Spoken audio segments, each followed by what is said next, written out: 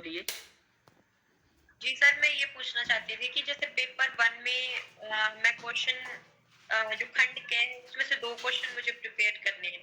तो उसके लिए यूनिट 1 और 2 और जो खंड ख है उसमें मुझे 3 क्वेश्चन करने हैं। तो उसमें 5वां, छठा और 8th क्वेश्चन मतलब प्रिपेयर कर लेते हैं तो उससे निबंध भी हो जाता है सर। तो जी ये इतना तैयार कर लें तो सर ये ठीक रहेगा सर? देखिए, ये ठीक रहेगा, ये अच्छी बात है, इतना करना ही है आपको पेपर 1 का। लेकिन आपको तीसरा और चौथा भी करना पड़ेगा। बोलेंगे सर क्यों उसको सर? छोड़ नहीं सकते सर? नहीं छोड़ सकते।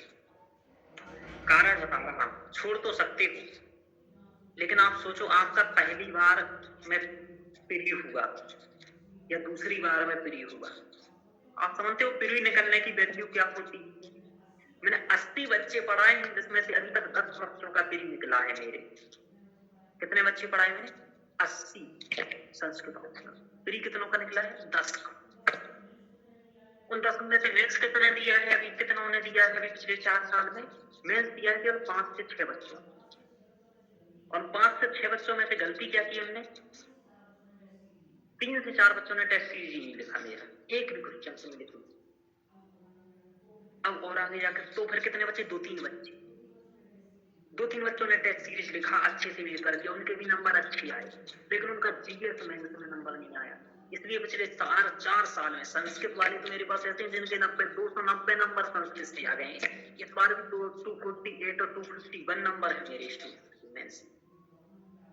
लेकिन प्रॉब्लम क्या आती है कि यूपीएससी एक बड़ी जर्नी है, तो आप गलती नहीं कर सकते। आप खुद सोचो, आप तीसरी और चौथी यूनिट करके नहीं गए, गलती से उसने क्या किया कि फर्स्ट पेपर की 5वीं यूनिट में, फर्स्ट पेपर की 5वीं यूनिट में एक साहित्य का क्वेश्चन दे दिया। सब समझो इस बात को, फर्स्ट पेपर की फर्स्ट क्वेश्चन आप कर रहे हो, उसमें एक साहित्य का क्वेश्चन दे दिया। और ऐसा नहीं कि पहली बार दिया नहीं, ऐसा कभी दिया नहीं। आप पीवाई उठाकर देख लो, समझ में आ रहा है? आपकी बात मालूम चल जाएगी। हवा तो आ रही है ना? जी सर। हाँ देखो, आधे बच्चे भाग गए, समझ रहे हो कितने का सिलेक्शन हुआ?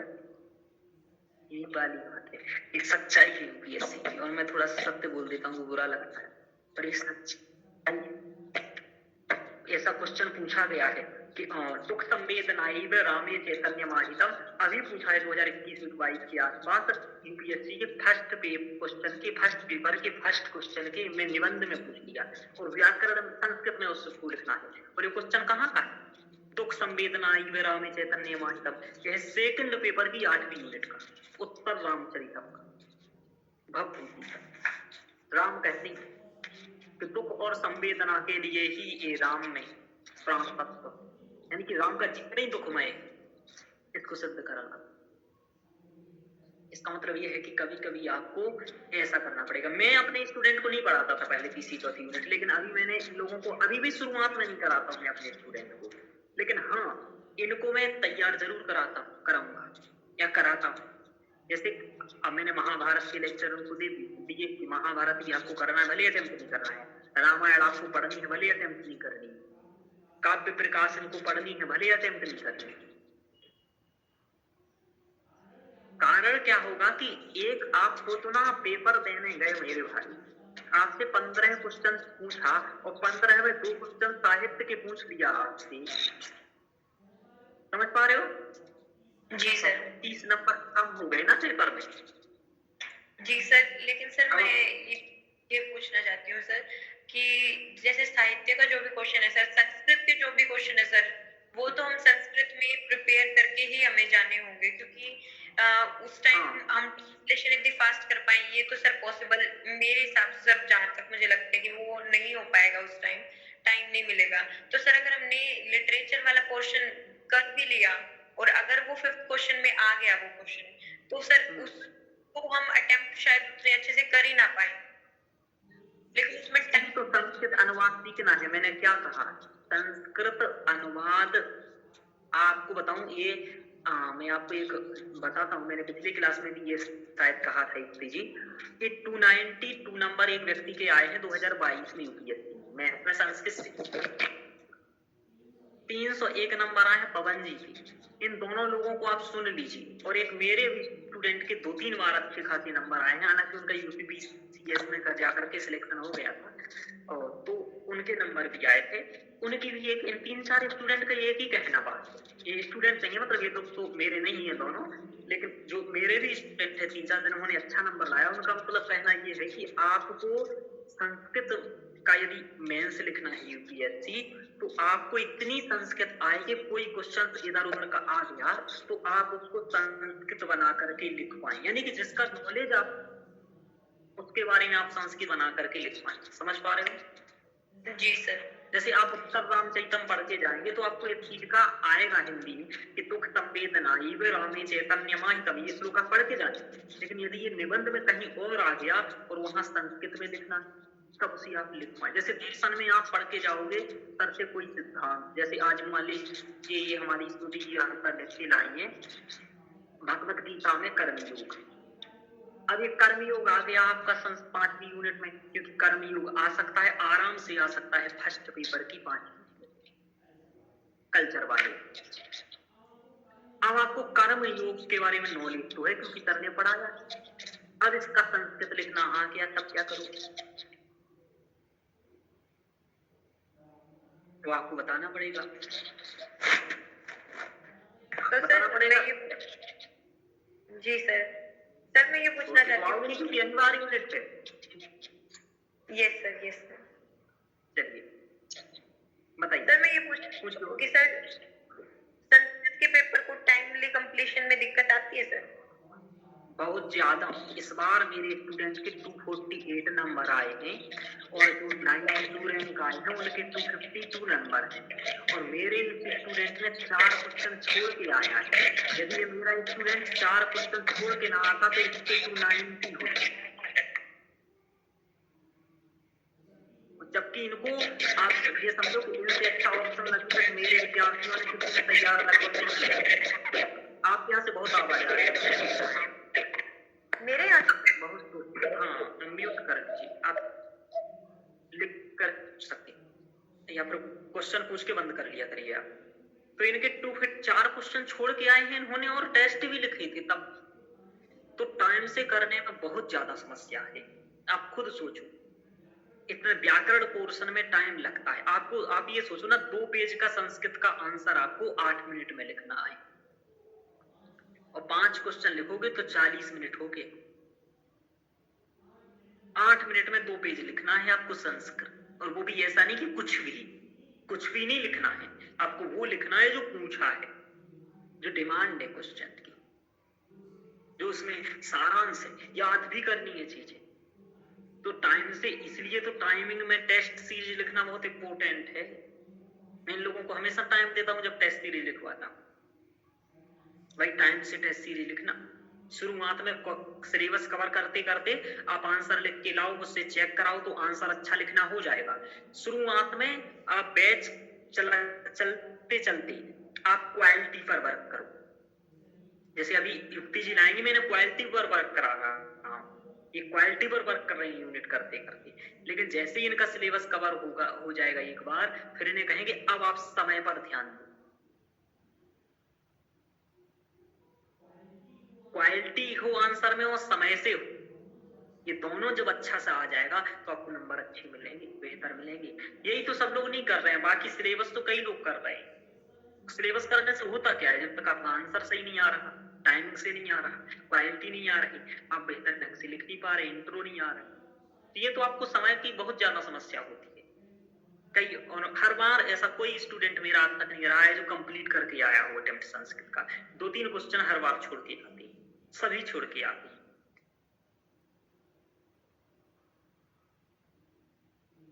तो ये हाल है। और बताइए गौतम जी, कुछ पूछना है आपको?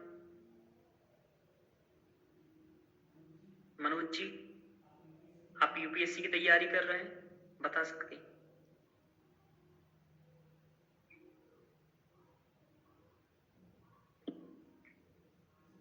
स्मृति जी कुछ पूछना है?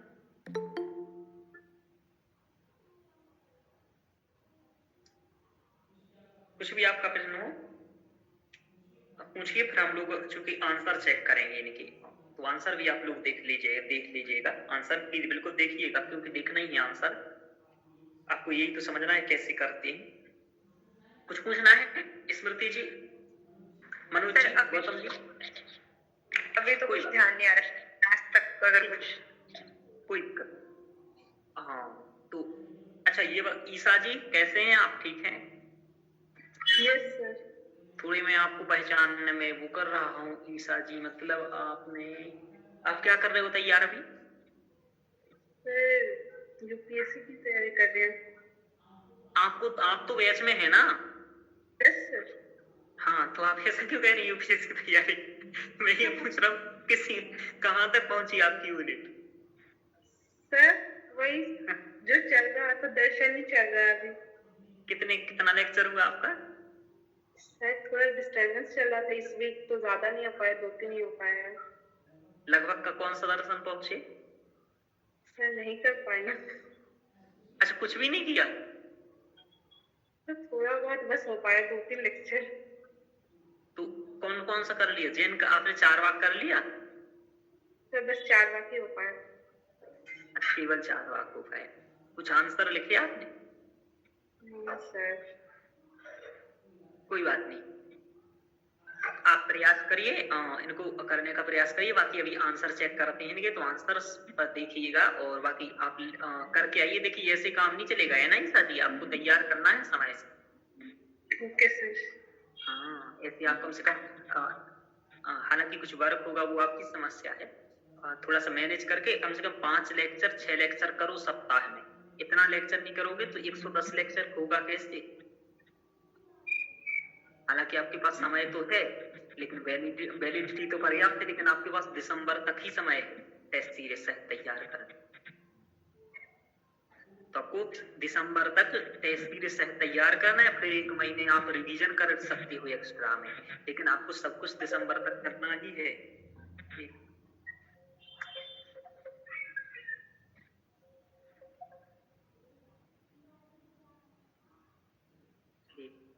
और किसी को कुछ पूछना है तो ईसा जी आपको कुछ पूछना है? नो सर, अरे दूसरों की आंसर देखेंगे। बिल्कुल, वेरी गुड, अच्छे से देखो आप लोग, आंसर बहुत जरूरी है देखना। अभी ग्रीष्मा जी नहीं आई इस बार अभी आंसर लेकर के, चूंकि उनका वो शायद एमबीए का पेपर है और उनका इंटरव्यू भी है वो क्या सीडीएस का, थोड़ा सा आज नहीं आई है, बोल दी थी हमसे पहले ही। देखो यूपीएससी करते करते 1 साल में सीडीएस निकल गया। ये भी बहुत बड़ी बात है, फिर ही नहीं कर पाया और बेचारी का बहुत मेहनत करती थी, मतलब निकलना चाहिए मेरे अकॉर्डिंग, 1-2 नंबर से ही रुक गया, कोई बात नहीं, आगे चलते हैं। तो हम लोग इस आंसर ही देखते हैं फिर, है ना? अच्छा प्रिया जी कुछ पूछना है आपको? आप यूपीएससी की तैयारी कर रहे हैं? No sir. Yes sir. अच्छा, जो आप प्रिया जी मतलब ज्योतिषना जी? Yes sir. हाँ, तो कहाँ तक पहुंची बात, कब क्या किया आपने तैयार? सर मैं दर्शन में 4 बार दर्शन अभी की हूँ, बट मुझे कंटेंट नहीं मिला, मैं लिखूं क्या आंसर राइटिंग में? क्यों, मतलब? मतलब कि आपका जो नोट्स है, जैसे पूछ रहा है तो अभाववाद के बारे में, प्रत्यक्षवाद के बारे में, वैसे हमें आंसर करना है, बट ज्यादा से ज्यादा क्या लिख सकते हैं इंट्रोडक्शन से? मैं भी कॉपी देख रही हूँ, मुझे कुछ समझ में नहीं आ रहा मैं लिखना कैसे स्टार्ट करूँ उसमें, और क्या क्या ऐड करूँ खुद से वगैरह, कुछ समझ नहीं आ रहा। आप पिछले क्लास में आई? Yes sir. आपने ग्रीष्मा जी के आंसर देखे? यस सर, मैं देखी हूँ। तो कैसा उनकी तरह से आपको लिखना है, इंग्लिश में लिखना है ना आपको? सर मैं सोच तो रही हूँ हिंदी में लिखूं। अच्छा अच्छा, ठीक है, हिंदी में लिखो, कोई दिक्कत नहीं, हिंदी में भी दिक्कत नहीं है। अभी आपको नहीं भी आ रहा है समझ में, तो फिर एक काम करो, आप पहले कंप्लीट दर्शन पढ़ दो। Okay sir. अब दर्शन के लेक्चर कंप्लीट 21 लेक्चर हैं आपके, जो दर्शन के 21 लेक्चर जल्दी से एक बार कवर करो, तब समझ में आएगा। क्योंकि कारण क्या है कि स्वभाववाद पर अभी आपको लग रहा है ये अकेला स्वभाववाद क्या है चारवाक का, जब आप सभी दर्शनों का ये स्वभाववाद वाला है कि स्वभाववाद क्या है, सृष्टि उत्पत्ति का सिद्धांत है चारवाक का, कि वो उससे पूछा गया संसार कैसे बना, तो उसका उत्तर है। तो आपको सृष्टि उत्पत्ति सभी के अकॉर्डिंग मालूम चल जाएगी, तब आपको ये बात ज्यादा अच्छे से समझ में आएगी कि चारवाक भी क्या कहना चाह रहा है, संसार कैसे बना। जैसे वैज्ञानिक कहते हैं अपना मत, सांख्य अपना मत कहेगा, वेदांत अपनी बात कहेगा, बौद्ध अपनी बात कहेंगे कि पंच संघातों का विज्ञान प्रमाण ही आत्मा है, फिर वो सृष्टि उत्पत्ति उनसे पूछ जाएगी, वो अपना बताएंगे। म्यूट कर दीजिए आपके यहाँ से बैकग्राउंड आवाज होती है, क्वेश्चंस पूछ करके म्यूट कर लिया करिए, फिर बोल रहा है फिर अनम्यूट कर लिया करिए। कारण क्या होता है, ये रिकॉर्डिंग होती है ना क्लास, तो उसमें थोड़ी सी आवाज आती है, तो आपको ही प्रॉब्लम होगी। चलिए, हालांकि कुछ दिन रुक जाओ, 2-4 दिन में डिजिटल बोर्ड आ जाने वाला है आपका, तो डिजिटल बोर्ड पर क्लासेस धीरे धीरे करेंगे, तो वहां इस प्रकार की कम समस्याएं देखी जाएंगी। चलिए,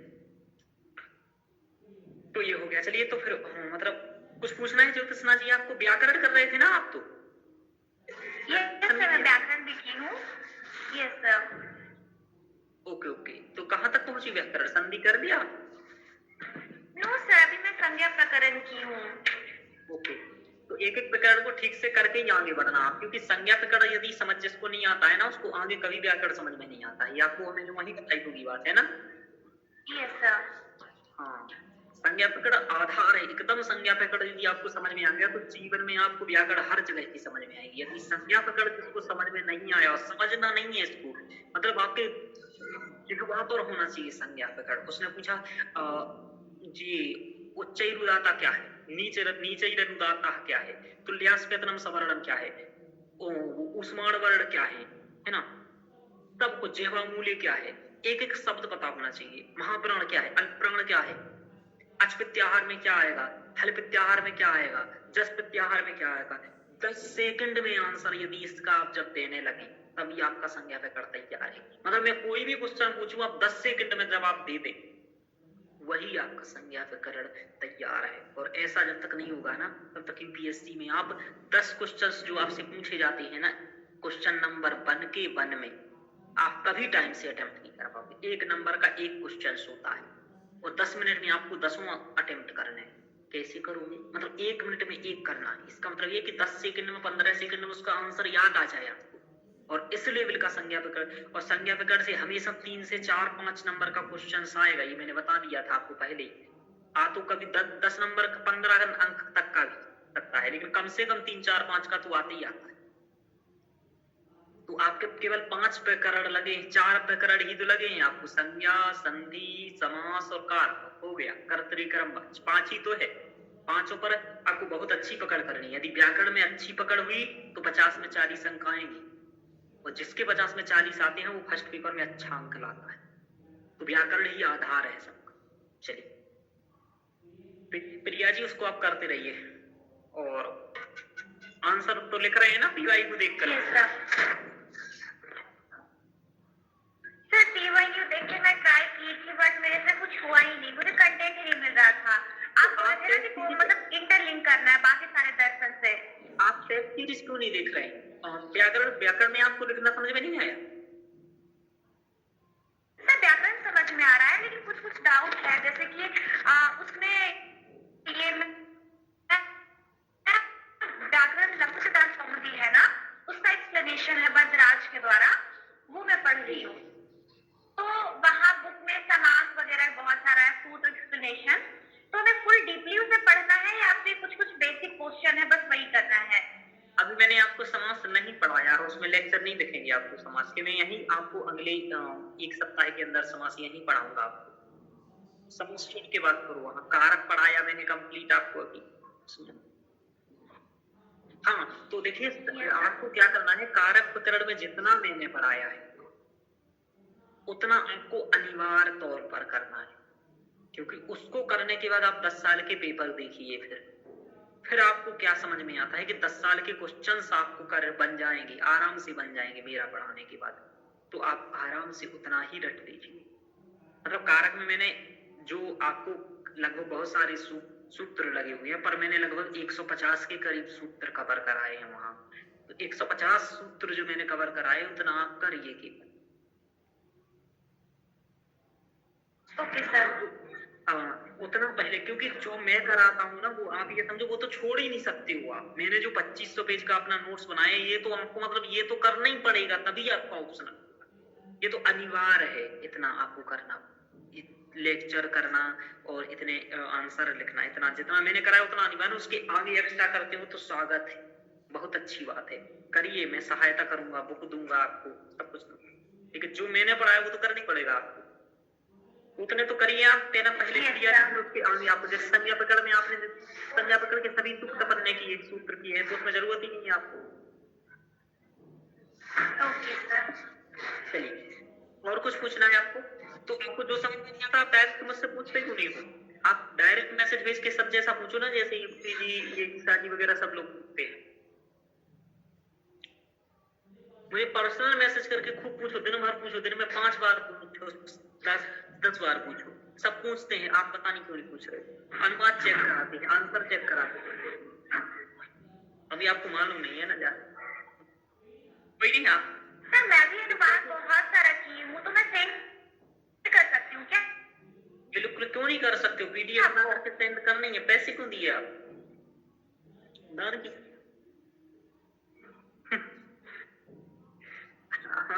आपने दान थोड़ी किया है। तो आप मतलब आपको करना ही चाहिए भाई एक बार पीडीएफ बना करके। हम आपको क्या करेंगे, हम आपको पीडीएफ जो आप भेजोगे ना एक बार उसको पढ़ लेंगे, और जो मुझे पढ़ करके जहां भी कमी लगेगी मैं उसका स्क्रीनशॉट ले करके उस पेज का आपको बता दूंगा ये गलत है। मैंने अभी कल परसों स्टेटस भी इसलिए लगाया था कि देखो सब लोग ऐसे पूछते हो, मैं ऐसे आंसर देता हूँ। भाई आप क्यों नहीं पूछोगे? आप पूछोगे, मुझसे नहीं पूछोगे फिर किससे पूछोगे? तो आप अनुवाद लिख करके भेजो एक बार। सर जैसे आपको मेरी जो ग्रीष्मा जी है वो क्या करती हैं कि जैसे उन्होंने 4 वाक्य पढ़ा तो वो 4 वाक्य की सभी कोटेशन लिख के मुझे भेज देती, और तो मैं इनकी एक बार कोटेशंस देख लेता हूँ, जो कोटेशंस गलत लिखी होती है उसको मैं बता देता हूँ भाई ये गलत लिखी है, इसको सही कर लो आप। तो आपको मालूम चल जाएगा एक बार कि जो मैं ये कर रहे हैं हम सही कर रहे हैं, इसलिए तो क्लास है। चलिए अब बिल्कुल भेजो। अब हम देखते हैं और किसी को कुछ पूछना है? स्मृति जी, अभी मनोज जी, गौतम जी, बाकी हम लोग वरना इनका आंसर चेक करना स्टार्ट करेंगे। एक क्वेश्चन श्रीमद् भगवत गीता का है, तो आप सबको मालूम भगवत गीता आपके सिलेबस में कहाँ लगी है बताइए?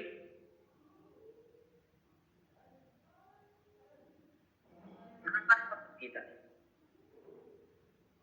बोलिए स्मृति जी, मालूम है? सेकंड पेपर की सेकंड यूनिट में, लेकिन इसके क्वेश्चन पता है कितने जगह पर आते हैं? इसके क्वेश्चंस आते हैं आपके फर्स्ट पेपर के 5वें नंबर, फर्स्ट पेपर के 7वें नंबर के क्वेश्चंस में कभी कभी आ जाता है, फर्स्ट पेपर के 6वें नंबर के क्वेश्चंस में भी आ जाता है, सेकंड पेपर के आपके सेकंड क्वेश्चन में आएगा, और सेकंड पेपर के आपके 6वें में तो लगा ही है, श्लोक लगे हैं दूसरे अध्याय के श्लोक क्रमांक 13 से लेकर के 25 तक लगा है, जहां आत्म विवेचन किया गया है। ये आपके श्रीमद् भगवत गीता का रोल है ना। नमो नमः मंजू जी, कैसे हैं आप? तो ये आपके लगे हुए हैं भगवत गीता का पोर्शन। तो यहाँ पर कहीं भी क्वेश्चंस पूछा जा सकता है, आपको एक बार जो तैयार करना है बहुत अच्छे से कर लेना है। अब सबसे इंपॉर्टेंट जो है तो गीता में मार्ग बताए गए हैं, कर्म योग, भक्ति योग, ज्ञान योग, ये 3 योग तो सबसे इंपॉर्टेंट है, कर्म योग, भक्ति योग, ज्ञान योग। आप ये समझो कि यूपीएससी का सबसे प्रसिद्ध क्वेश्चन है कर्म योग, ज्ञान योग और भक्ति योग। आप पिछले 10 साल के क्वेश्चंस देखो, 10 के नहीं आप 25 साल के देखो, 1991 से लेकर के 2024 तक के देखो क्वेश्चंस। मैं जो नोट्स बनाया वो इन्हीं सबको आधार बना करके बनाया। तो इन सब में आप देखोगे तो आप जानोगे कि कर्मयोग कम से कम अभी तक 8 से 10 बार पूछ चुका है, भक्ति योग 8 से 10 बार पूछ चुका है, ज्ञान योग 8 से 10 बार पूछ चुका है। यानी कि ये समझो कि आपका कर्मयोग, ज्ञान योग या भक्ति योग में से एक ना एक बार आना ही आना है। आप 10 साल के भी क्वेश्चन देख लो, उसमें भी आपको 10 साल में 4 से 5 बार ये क्वेश्चन दिखेगा। अब क्या करता है, कभी कभी वो कर्म योग से भक्ति योग को जोड़ करके पूछेगा, कभी कर्म योग और ज्ञान योग पूछेगा, बात ध्यान रखना। और कभी कर्म भक्ति और ज्ञान तीनों पूछेगा, और कभी केवल कर्म पूछेगा, कभी केवल भक्ति पूछेगा, कभी केवल ज्ञान पूछेगा। ये है क्या तीनों योग, इतना इम्पोर्टेंट। इसके अलावा भी भगवत गीता से कई सारे क्वेश्चंस बनते हैं। अर्जुन का व्यामोह बनेगा, आत्मा क्या नाम है उसका, स्थित प्रज्ञता के बारे में बनेगा, है ना, और आत्म प्रबंधन के बारे में बनेगा। ऐसे कई सारे और भी क्वेश्चंस बनेंगे, लेकिन ये क्वेश्चंस ही ये सबसे महत्वपूर्ण क्वेश्चंस बनता है। सर स्थित प्रज्ञता क्या होता है सर? कि स्टेबिलिटी, मतलब कि वो संभाव रहे हर चीज में, मतलब हाँ, फिर से बोलिए, क्या बताना चाह रहे हैं आप? सर मैं पूछना चाहती हूँ कि स्थित प्रज्ञता का मतलब क्या होता है? स्थित प्रज्ञता, देखिए, स्थित प्रज्ञता सीधा साधा इसका अर्थ है, वैसे तो इसके लिए कई सारे श्लोक हम लोग दे सकते हैं, लेकिन इसका शाब्दिक अर्थ आप समझना सीधे तौर पर चाहते हैं तो सीधा साधा शाब्दिक अर्थ है कि परम तत्व में अपने मन को एकाग्र कर देना, यानी कि सभी विषयों से दूर होकर के परम तत्व में अपने मन को लगा देना, यही स्थित प्रज्ञता है, इसका शाब्दिक अर्थ। मतलब सर स्थित प्रज्ञता का जो क्वेश्चन है वो भक्ति योग से रिलेटेड है? भक्ति योग से रिलेटेड नहीं है, हर जगह से रिलेटेड है। आपको कुछ अपने साध्य पर पूर्ण फोकस करना, लो और भी सुन लो ना, अपने गोल पर 100% फोकस कर देना, यही स्थित प्रज्ञता है। पर इतनी सरल भाषा लिखनी नहीं चाहिए, मैं तो अभी और क्लिष्ट भाषा लिखूंगा पेपर में इस चीज को बताने के लिए, है ना, कि जैसे लिखूंगा कि परम तत्व से प्रत्यय अपरोक्षानुभूति का, है ना, सम्यक व समीचीन आत्म इंद्रियों को एकाग्र करते हुए उस पर स्थिर कर देना, यही स्थित प्रज्ञता है। मतलब मैं तो क्लिष्ट से क्लिष्टतम भाषा का प्रयोग करने का प्रयास करूंगा, आपको भी यही सिखाता हूँ कि क्लिष्टतम प्रयोग करिए भाषा, जिससे कि उसको लगे कि नहीं यार सच बता रहा है। 2 मार्ग होते हैं, एक श्रेय मार्ग और प्रिय मार्ग। श्रेय मार्ग की बात, तो स्थित प्रज्ञता का मतलब सीधा साधा है, आपको कहीं भी जाना है, आत्म प्रबंधन की ये एक स्टेज ऊपर का है। आत्म प्रबंधन में आ जाता है कि अपने चीजों को अपने आप पर कंट्रोल 100%। सर की क्लास में जाकर के क्या कर लूंगा, फुल्की खाने चलते हैं, मूवी देख लेते हैं, ये आपकी इंद्रियां भाग रही हैं अपने विषयों के प्रति, अपने विषयों से उन्हें रोक करके कहो नहीं, सर की क्लास में जाएंगे तो कुछ पढ़ने मिलेगा, कुछ सीखने, कुछ तो मिलेगा ही सीखने को। ये क्या हुआ, आपने अपने पर आत्म प्रबंधन किया, आपने अपने आप की इंद्रियों पर कंट्रोल किया, ये हो गया आत्म प्रबंधन। स्थित प्रज्ञता उसकी एक और अगली स्टेप है। अगली स्टेप ये है कि जब आप चाहेंगे भी कि हम इधर उधर भटक जाएं, तो आपके मन में क्वेश्चन ही नहीं आएगा कि फुल्की खाने जाना है, अरे एक ही विकल्प रहेगा कि सर की क्लास ही में जाना है, जाना ही नहीं है, और कुछ भी काम आ जाए मना कर देंगे, बोले शादी में जाए नहीं जाएंगे। जैसे आपके सर है पिछले 5 से 6 साल से रक्षाबंधन पर घर नहीं गए, क्या ही कर रहे हैं, घर जाओ डिस्टर्ब होता है फालतू, बार बार 5 साल में एक बार घर जाता, क्यों डिस्टर्ब होऊंगा, तभी तो आज इतना, मतलब इतनी कम एज में इतना पहुंच पाया हूं मैं। 2000 मतलब मेरा जीवन में सीधा साधा टारगेट, रोज 6 से 7 घंटे पढ़ना है कम से कम, ज्यादा से ज्यादा 10, इससे ज्यादा कभी नहीं पढ़ना, मतलब 5 से 10 घंटे के बीच पढ़ना ही पढ़ना है, ये मेरा 10 साल से टारगेट है पिछले जीवन में। 2013 से मैं पढ़ रहा हूं अभी तक रेगुलर, अभी तो मैं 20-21 साल की एज में यूपीएससी पढ़ाने लगा, उसके पीछे बहुत सारी मेरी मेहनत है। तो यही आप समझो कि आपको स्थित प्रज्ञता, मतलब फिर तो अपना मन भी नहीं भटकना है, वही स्थित प्रज्ञता है। यानी जब आप स्थित प्रज्ञता आपको समाधि की ओर ले जाए, तो समाधि भक्ति योग से जुड़ा नहीं है, आपको किसी भी बड़े तत्व लक्ष्य की ओर जाना है ना, तो आपको 100% अपने ऊपर कंट्रोल करने पड़ेगा, तभी आप आगे बढ़ सकते हो भाई, यही है।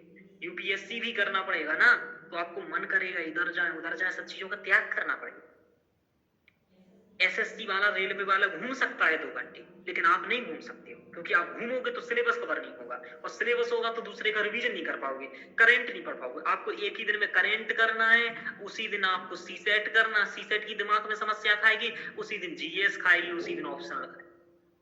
4 चीजें आपका दिमाग खाएंगे रोज। तो जीएस कैसे करो, कोई कहेगा ऑप्शनल कर लो, ऑप्शनल जरूरी है, कोई कहेगा जीएस कर लो, कोई कहेगा ये कर लो, कोई कहेगा सीसेट पढ़ लो, कोई कहेगा करंट कर लो। करंट से 20 क्वेश्चन दिन में आता है, प्री नहीं निकलेगा तो क्या करोगे? कुछ कहेगा ऑप्शनल नहीं निकलेगा तो मेरे लिस्ट में ही नहीं आएगा। इन सभी चीजों का सामंजस्य बनाते हुए यूपीएससी में था, तो बहुत डिफिकल्ट यूपीएससी भी है, ये भी कोई परम तत्व से कम नहीं है। चलिए, तो स्थित प्रज्ञता का सीधा साधा मतलब आपको ये है। बाकी स्थित प्रज्ञता की परिभाषा काफी व्यापक है, गीता के कम से कम आपको 5 से 6 श्लोक पढ़ने पड़ेंगे, और तभी स्थित प्रज्ञता के बारे में आप कर पाएंगे।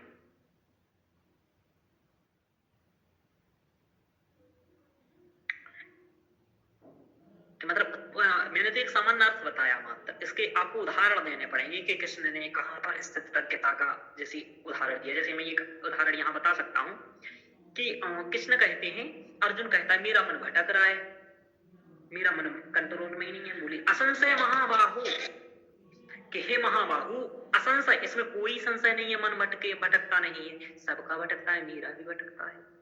कहते हैं असंशय महाबाहु, हे महाबाहु कोई संशय की बात नहीं, मन भटकेगा, असंशय महाबाहु। लिख लीजिएगा, एक युक्ति जी बहुत इंपॉर्टेंट है आपके लिए, असंशय महाबाहु। Okay sir. मनो दुर्निग्रहम चलम, मनो दुर्निग्रह चल है, भागेगा, हमेशा भागेगा, मनो दुर्निग्रहम चलम, लेकिन मनो दुर्निग्रह चल है, भागेगा, हमेशा भागेगा, इसमें कोई संशय नहीं है। फिर क्या करें सर, क्या करें? बोले अगले लाइन में उपाय बताते हैं। पहले में उसकी बताते हैं कि समस्या है, बिल्कुल समस्या है, आपने रिसर्च किया हो, शोध किया हो, तो उसमें पहले समस्या होती है, फिर परिकल्पना निर्धारित करनी पड़ती है। होती है कि नहीं होती है शोध समस्या? कोई अच्छा कोई उस वाला था अभी पीएचडी वाला, सब भाग गए, सौम्या जी कोई पीएचडी वाले, उनसे पूछो कि शोध करना, रिसर्च करना पड़ता है तो पहले समस्या हो कुछ, तभी रिसर्च होता है। तो असंशय महाबाहु मनोदुर्ग्रहम चलम, असंशय महाबाहु, महाबाहु हे महाबाहु, बड़ी बड़ी ऊंचाइयों वाले, कोई संशय नहीं है, मनोदुर्ग्रह चल है, मन भटकेगा। फिर क्या करेंगे? बोले लेकिन अभ्यासेन तु कौन्तेयम, अभ्यास के माध्यम से, हे कुंती पुत्र, कौन्तेय मतलब कुंती पुत्र, तो अभ्यासेन, अभ्यास के द्वारा, तृतीया एक वचन, अभ्यासेन तु कौन्तेयम, हे कुंती पुत्र, अभ्यास के माध्यम से, वैराग्येन च गृह्यते, वैराग्येन च गृह्यते, वैराग्य आपको प्राप्त हो जाएगा। क्या होगा? वैराग्य प्राप्त हो जाएगा, यानी कि आपको उस चीज से वैराग्य प्राप्त हो जाएगा। वैराग्य का मतलब क्या होता है सर? देखो, आप किसी चीज में प्रवेश कब करते हो पता है आपको? जब आपको उस चीज का रसस्वादन करने पर, रसस्वादन करने पर मजा आए, और या फिर रसस्वादन करने पर जब मजा ना आए तो आप उसकी प्रति नहीं भागोगे। जैसे कौटिल्य का मैं उदाहरण देता हूं यहाँ पर। कौटिल्य से कहा कि जब छोटा छोटा बच्चा होता है तो काम वासना की ओर ज्यादा भागता है, तो उसे क्या करें? अब इसके 2 उपाय हो सकते हैं, या तो काम वासना एकदम करवा दो कि उसका मन भर जाए, यानी कि 20 लोगों के साथ काम वासना कर ले, 50 के साथ कर ले, एक ये उपाय है। दूसरा ये है, तो एक ऋषि ने यही उपाय दिया कि एक काम करो, राजा के पुत्र को क्या करवाओ, 20 लोगों से काम वासना करवाओ, तो उसका मन हट जाएगा उस चीज से, ठीक है। लेकिन दूसरा कौटिल्य कहा ऐसा क्यों करवाएं? बोले ऐसा नहीं करवाएंगे, बोले ऐसा करवाओ कि पहली बार जिसके साथ काम वासना करवाओ उसका पहला एक्सपीरियंस इतना खराब रहने दो कि वो जीवन में करे ही ना, भैया ये काम करना तो बहुत बेकार होता है यार। यानी कि किसी इतनी, उन्होंने उदाहरण देकर के वहां पर समझाया कौटिल्य अर्थशास्त्र के प्रथम अधिकारक, विनय अधिकारक में, कि कोई बेकार टाइप की वेश्या को आप पता करो, वेश्या से ये सब उनके साथ ये सब करवाओ, इतना उसका इतना बेकार एक्सपीरियंस, वो कम वासना के प्रति जाए नहीं, अरे बाप रे इतना बेकार कभी नहीं करेंगे। बोलिए जब ऐसा उसका गलत एक्सपीरियंस रहेगा तो वैराग्य वैराग हो जाएगा। तो एक तो अभ्यास के माध्यम से आपको रस नहीं उसका ठीक ना हो, जैसे आप करेला का जूस पियो, कितने लोगों को अच्छा लगेगा दोबारा? एक बार बेकार लग गया दोबारा नहीं लगेगा। अभी मुझे वो हो गया था, क्या नाम उसका, डेंगू। मैंने डेंगू में वो पिया था पपीता का पत्ता। आप जानते हो, आपने पिया है किसी ने पपीते का पत्ता? बताओ, पपीते के पत्ते पिए हैं किसी ने आप में से? बाप रे, अभी तक मुझे सोच लेता हूँ ना, दिमाग खराब हो जाता है। वो कह रहे प्लेट घट रहा है पी लो, हम कहें यहाँ बेरागेण चग रही है, तो नहीं हो रहा भैया। तो बोला कीवी खा लो। उन्होंने कहा ये ठीक है, कीवी ठीक, मतलब ये वाले हाल है ना। तो वही बात कि बैराग्य चक रही थी, कैसे बैराग्य होगा? तो ये श्लोक सबसे इंपॉर्टेंट है आपको आत्म प्रबंधन का और स्थित प्रज्ञता का, सबसे इंपॉर्टेंट श्लोक है। असंशय महाबाहु मनोत्र निग्रहम चलम अभ्यासेन तु कौन्तेयम वैराग्य, इसी को तो कहते हैं अभ्यास। इसलिए तो अभ्यास की बात को बार बार कहते थे कि रस्सी आवत जाती थी सिल पर पड़त निशान। वो वाली बात यही है कि बार बार करत करत अभ्यास की जड़मती हो सुजान, रस्सी आवत जाती थी सिल पर पड़त निशान। ये भी डाल सकते हो आप इतनी, कबीर का दोहा। भाई रेगुलर काम करोगे ना तो आपका धीरे धीरे आपकी हैबिट बन जाए, चीज बन जाए, आदत बन जाए, तो धीरे धीरे हो जाए। इसलिए तो कुछ लोग उपाय बताते हैं कि 21 दिन तक ये करो तुम्हारा ये हो जाए। पंडित ही उपाय देते हैं आपसे, 21 दिन तक आप सुबह उठ करके सूर्य को जल चढ़ाओ। अब जब सुबह उठोगे, नहाओगे, धोगे, सूर्य को जल चढ़ाओगे, तो वैसे भी आपके आधे काम सही होंगे, क्योंकि क्या पॉजिटिवनेस से जा रहे हो, और पॉजिटिव कौन है? सूर्य, और सूर्य से आप मिल रहे हो, पॉजिटिव से पॉजिटिव मिलेगा, रिजल्ट भी पॉजिटिव तो हो गई। ठीक है, सामान्य सी मनोवैज्ञानिक बात, साइकोलॉजी यही कहती है, आप देख लीजिएगा। चलिए, तो ये आपको करना है। तो इस तरीके से स्मृति जी आपका हो गया। आगे चले हम लोग, पढ़ लें इनका आंसर। ये आंसर आपके लिए इंपोर्टेंट है। कर्म योग ये है कि 3 योग ये हैं। तो स्मृति जी समझ में आ गया?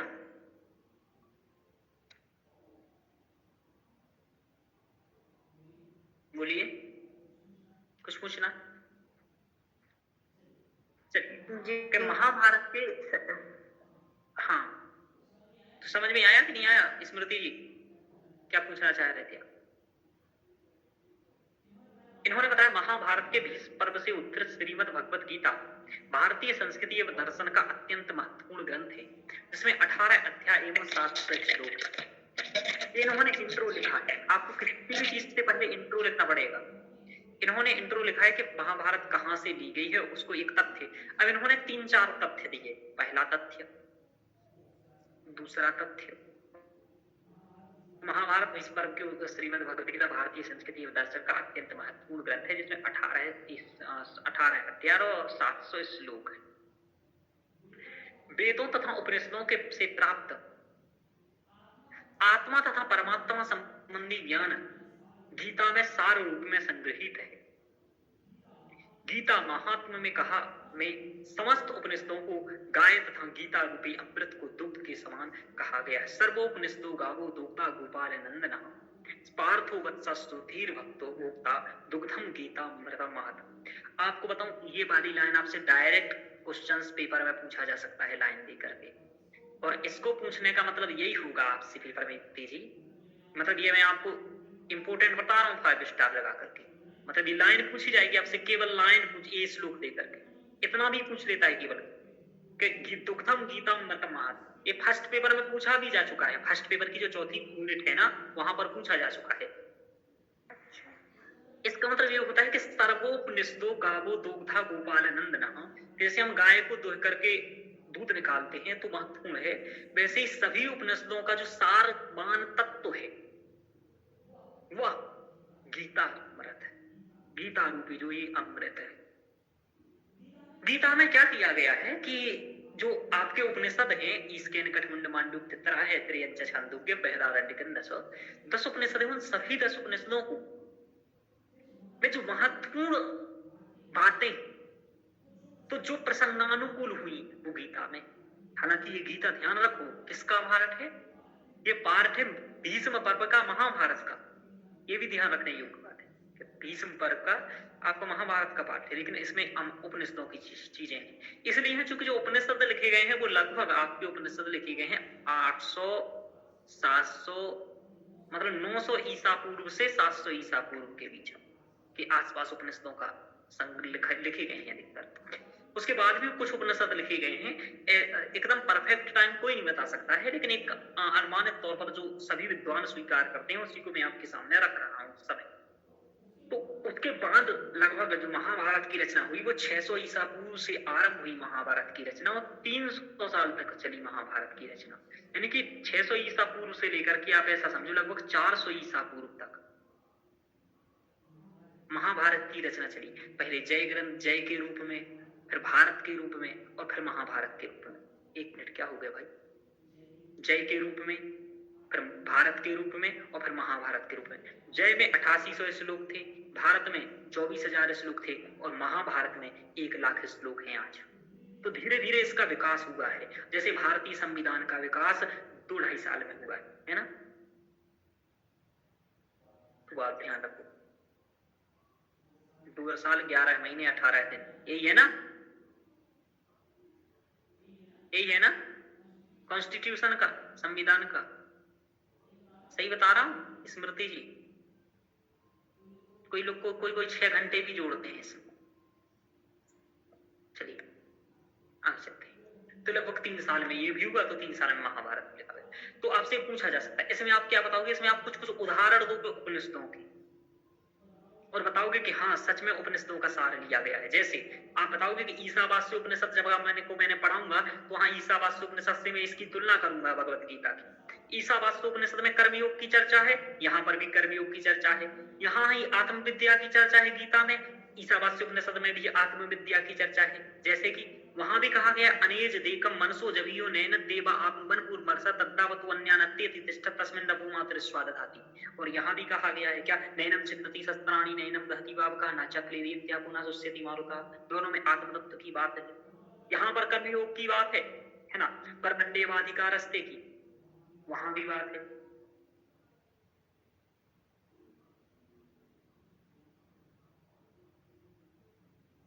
समझ में आ रहा है? इतनी बात समझ में आई आपको?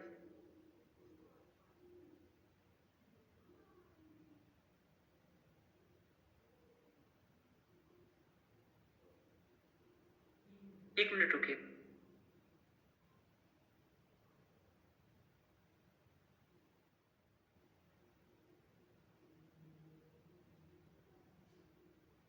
चलिए आवाज आ रही है तो इतना समझ में आया?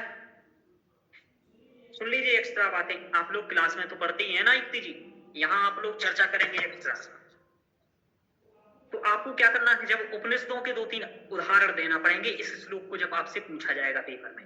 कैसे देना पड़ेगा? क्योंकि वो क्या है, उपनिषदों का सार है, तो आपको सिद्ध करना है कैसे उपनिषदों का सार है। समझ रहे हो स्मृति जी? क्वेश्चंस के अकॉर्डिंग डिमांड।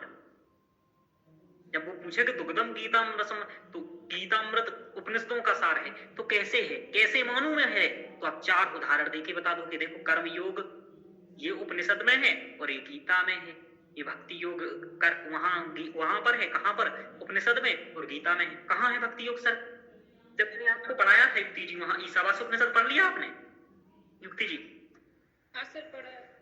Very good. वहां पर आपने ये भी पढ़ा होगा कि हिरण्मयेन पात्रेण सत्यस्यापि हितं मुखम तत्त्वं पूषण अपावृणु सत्य धर्माय कर्पते। कि हे देवता इस सोने का ढक्कन हटा दीजिए घड़े से, जिससे कि मैं सत्य जो परम तत्व है उसको देख सकूं।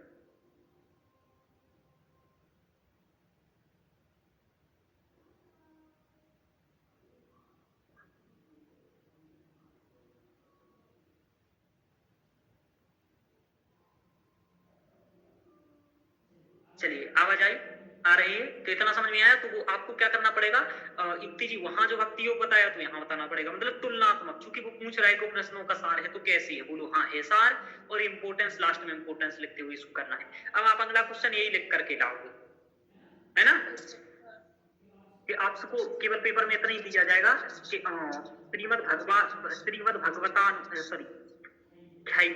श्रीमद भगवत गीता अनुसारेण दुग्धम गीतामृतम महत इत्युक्ति ही विवेचनीया।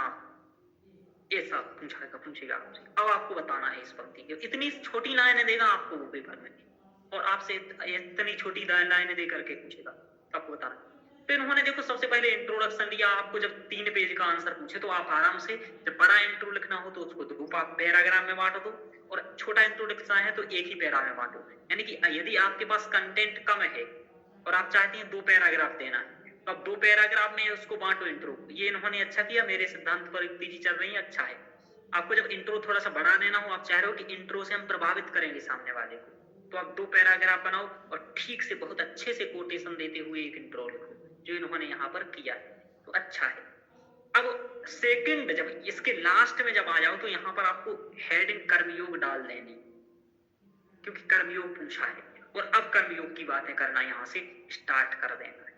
अब हम कर्मयोग बताएंगे। तो कर्मयोग है क्या, सबसे पहले वो आप बताओ। अब आपने क्या बताया है वो मैं यहाँ देख लेता हूँ। गीता में भगवत प्राप्ति हेतु 2 मुख्य मार्ग बताए गए हैं, सांख्य योग यानी कि ब्रह्म सत्य जन जगन मिथ्या, कर्मयोग ईश्वरार्पण भाव से भक्ति करना। गलत कहा आपने, 2 मुख्य मार्ग नहीं, आपको 3 मार्गों की बात करनी है यहाँ पर। आप 2 मार्ग की बात नहीं करेंगे, आप 3 मार्ग की बात करेंगे।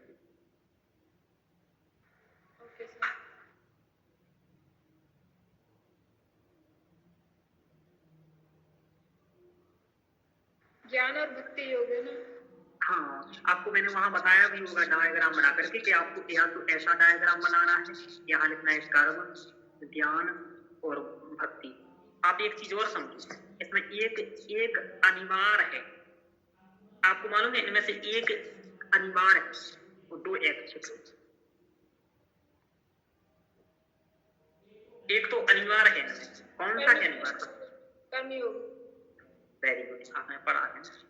कर्मयोग अनिवार्य योग है, ज्ञान भक्ति ऐच्छिक योग है।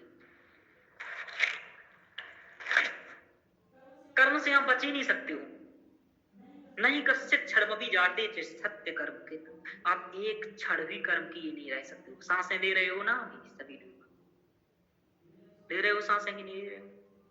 क्लास कर रहे हो कि नहीं कर रहे हो? ये भी कर्म है। खाने पीने के लिए कुछ करोगे जीवन, बिल्कुल करना पड़ेगा सर, कौन खिलाएगा बना के? कर्म योग अनिवार्य चीज है, लेकिन जब हम कर्म में विशिष्टता लाते और सिर्फ कर्म करें तो वो और विशेष कर्म योग हो जाता है, यानी कि वो निष्काम कर्म हो जाता है। यानी कि कर्म को भी आपको निष्काम कर्म बनाना है, तो एक मार्ग है निष्काम कर्म। तो निष्काम कर्म क्या है कि कर्म में भी आपको विशिष्टता कुछ लानी, और वो विशेषता क्या है, वो विशेषता आपको अभी आगे पता चलेगा। समत्व भाव से रिलेटेड विशेषता है कि सम दुख सुखम धीरम, यानी कि दुख और सुख में समान रहना। सिद्ध्यो असिद्ध्यो समो भूत्वा समत्वम योग उच्यते, कि सिद्धि में और असिद्धि में समान होना, यानी कि सफलता और निष्फलता में जब आपको कोई फर्क ना पड़े तो आप समत्व है। आपसे समत्व भाव क्वेश्चन पूछा जाएगा डायरेक्ट तौर पर कि श्रीमद् भगवत गीता अनुसार समत्व भाव विवेच्यताम, समत्व भाव क्या है?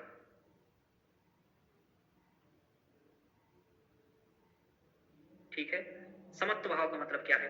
अब मैं कुछ दिन में एक श्रृंखला और लाने वाला हूँ, चूंकि यूपीएससी पर अपन सिलेबस तो पढ़ा ही चुके हैं।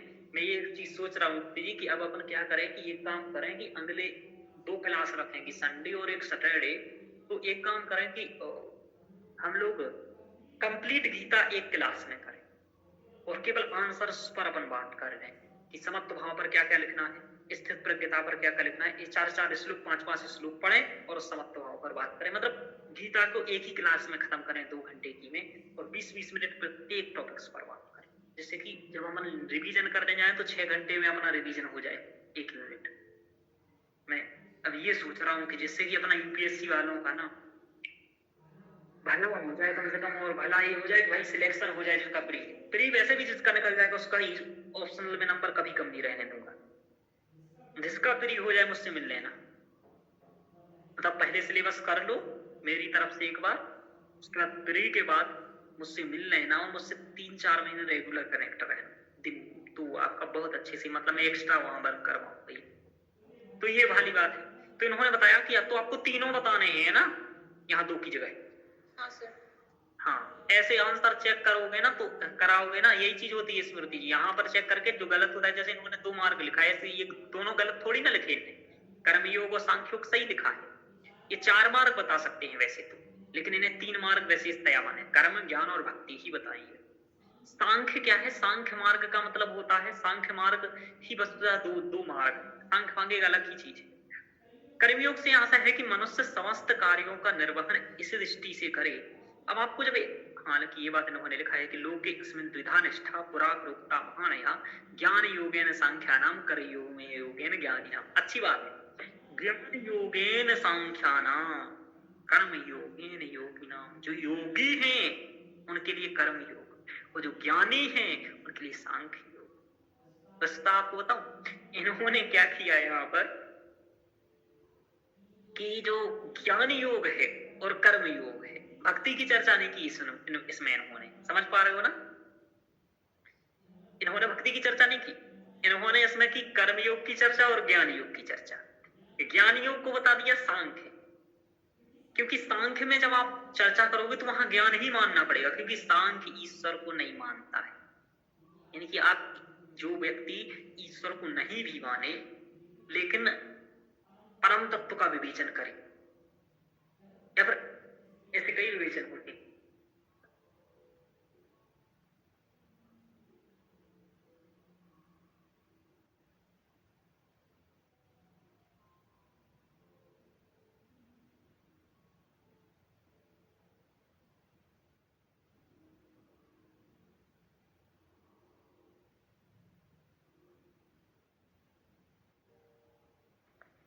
ध्वनि न आयाति महोदय।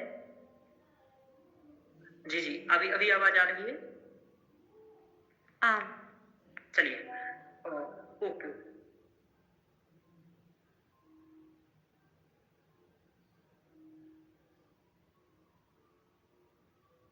चलिए आगे देखते हैं। तो ये आपको समझ में आ गया इतना कि तो आपको ये सुधार लेना है चीजें, कि इसमें भी सही दिया है, श्लोक भी सही है, श्लोक गलत नहीं है किसी भी की बात में, वो सही कह रहे हैं कि ज्ञान योगियों के लिए सांख्य, कर्म योगियों के लिए योगियों के लिए जो योगी है उनके लिए कर्म है, यानी कि जो मेहनत करती हैं। आप देखो ना, योग वाला मेहनत करे, कर्म योग वाला है कर्म। अब आपने इसमें क्या किया है, आपको ये मैटर इतना नहीं बढ़ाना था, ये यहाँ जरूरत नहीं थी। आप डायरेक्ट क्या यहाँ से आप कर्मयोग का हेडिंग स्पेशल डालेंगे, है ना युक्ति जी?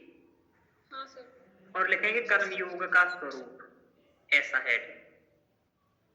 और डायरेक्ट ऐसा कर्मयोग का स्वरूप लिख करके आप ये चीज स्टार्ट करेंगे, है ना? ये वाली मैटर केवल यहाँ पर 3 योग लिख देंगे, ऐसा डायग्राम बनाकर कि कर्म, ज्ञान और भक्ति। उसके बाद डायरेक्ट आप कर्म का योग का स्वरूप लिख करके स्टार्ट कर देंगे, और कम से कम शुरुआत वाले फर्स्ट पेज के आधे पेज पर चीजें स्टार्ट कर देंगी। यानी कि जब आपको पेपर में मिले तो जो भी चीज पूछा जाए पेपर में, आधा पेज बांटो, उसमें इतने में जो कुछ भी आपको प्रभावित करना है इंट्रो लिख करके करो उसे, या तो यहाँ से लिखना मेन हेड से स्टार्ट कर दो या यहाँ से कर दो। मतलब आपको 5 से 6 लाइन छोड़ करके मेन टॉपिक्स पर आ ही जाना है जो पूछा है। जैसे कर्मयोग का स्वरूप, अब यहाँ आप लिखोगे कर्मयोग का स्वरूप, और ये यहाँ से बताना स्टार्ट करो, है ना? सही है?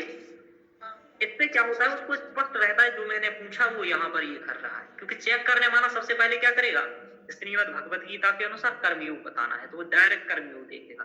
आपका इंट्रो पढ़ेगा, अच्छा लगेगा तो कहेगा बढ़िया बात है, कोई दिक्कत नहीं, 1 नंबर दे देंगे इसको। अब आगे बात करेगा इधर से कि जो पूछा वो है कि नहीं है, उसको स्पष्ट दिखना चाहिए चीज। हेड डाल दो आप स्पष्ट। अब आप बताओगे कर्मयोग से आशय है कि मनुष्य समस्त कार्यों का निर्वहन इस दृष्टि से करे कि वह जो कुछ भी कर्म कर रहा है वह सभी ईश्वर के लिए कर। अब समझते हैं कि ऐसा क्यों करें भाई, कर्म करना है तो खुद के लिए करूंगा, दूसरे के लिए क्यों करूंगा भाई? एक सामान्य सी बात है, लोग सोचता है तो मनुष्य कर्म क्या क्यों करे। पहली बात तो ये है कि क्यों करें, हम क्यों नहीं, हम तो परेशो आराम से अय्यासी में खाना चाहते हैं, नहीं करना है कर्म। कई लोग यही सोचते हैं मैं क्यों करूं काम करने के लिए पैदा हुआ, मशीन थोड़ी है। तो इस संदर्भ में गीता में कहा गया है कि यदि मनुष्य सोचता है कि वह बिना कर्म किए रह सकता है तो यह सर्वथा अनुचित है, क्योंकि प्रकृतिजन्य गुणों के कारण मनुष्य प्रत्येक क्षण कर्म करने हेतु बाध्य किया जाता है। इसका ज्वलंत उदाहरण है श्वसन क्रिया। नहीं कश्चित क्षणमपि जातु तिष्ठत्य कर्मकृत कार्यते हवसा कर्म सर्वैः प्रकृति जयी गुणैः। बोले प्रकृति ने आपको ऐसी चीज दे दी है जिसके कारण आपको कर्म करने पड़ेंगे। क्या दे दिया प्रकृति ने? बोले पेट में भूख है ना। हाँ सर। आप बताओ कभी कभी ऐसा होता है युक्ति जी आप खाना नहीं बनाते हो और दिन को बज गए हैं तो फिर लगी भूख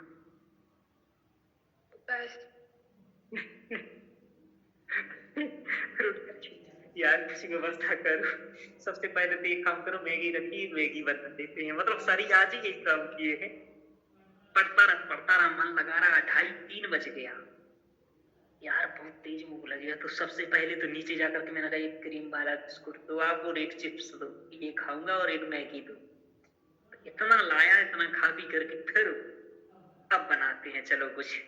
तो फिर मतलब ये स्वाभाविक सी बात है, ये जो पेट में भूख है ना, ये प्रकृति जैर गुड़ई, यही प्रकृति जैर गुड़ई ही सब में दे दिया है कि नहीं कश्चित क्षम, ये क्षणवती नहीं रह सकती। कार्यति हिंसा कर्म करना ही पड़ेगा, कर्म ध्यान रखना ही बात। ये आपने अच्छा बताया, सही है, कोई दिक्कत नहीं है चीजों। श्री कृष्ण कहते हैं कि संपूर्ण प्राणी अन्न से उत्पन्न होता है, अन्न वर्षा से, वर्षा यज्ञ से तथा यज्ञ कर्मों से उत्पन्न होता है, कर्म वेद तथा वेद स्वयं अविनाशी परमात्मा से उत्पन्न होता है।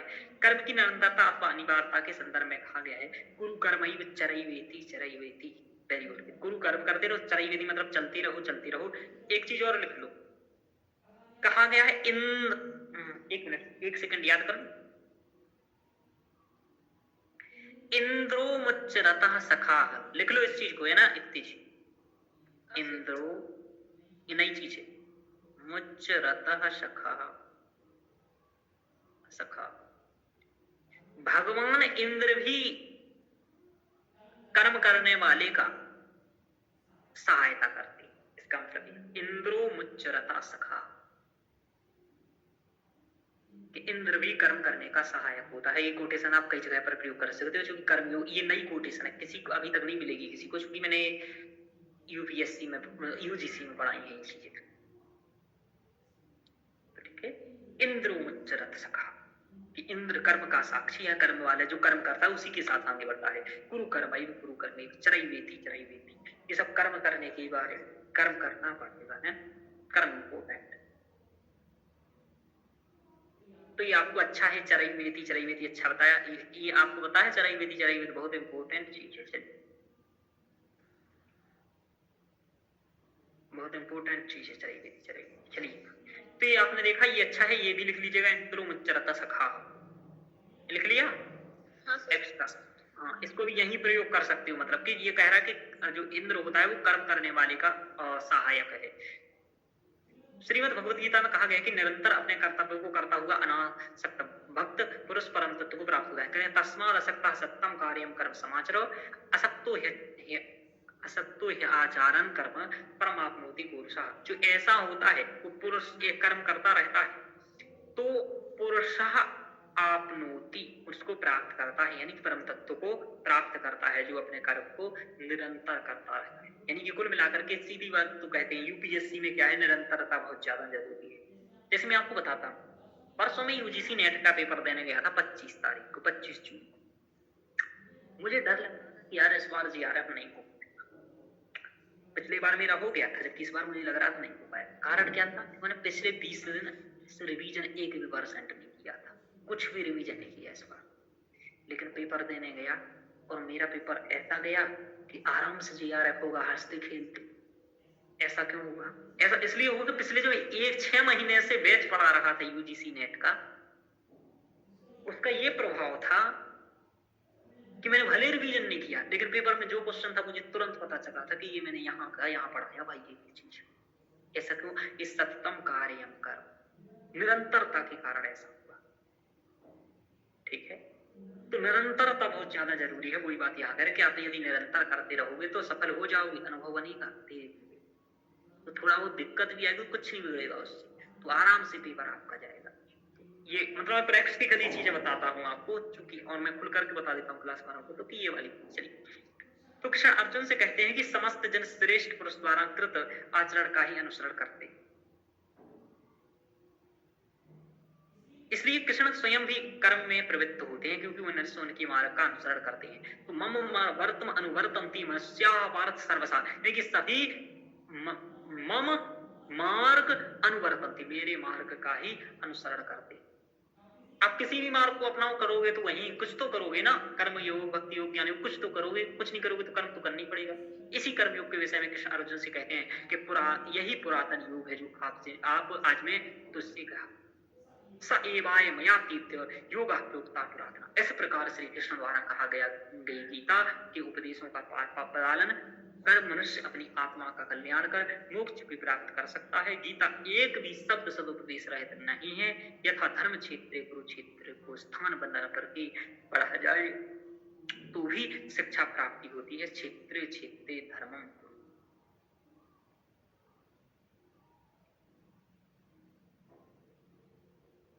बहुत अच्छा। अब आप लोग बताइए कैसा लगा आंसर, आप लोगों को कैसा है, क्या कहोगे स्मृति जी, कैसा है आंसर? सही। ईसा जी कैसा लगा? ज्योतिषना जी, मनोज जी, इनके आंसर में कमी बताओ आप लोग। गौतम जी सुन रहे?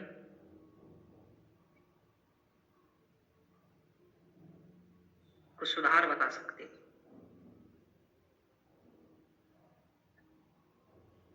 चलिए अब मैं ही बताऊंगा आपको सुधार। पहली बात तो युक्ति जी आपने बहुत अच्छा लिखा, बहुत मेहनत की है ना, लेकिन मैं आपका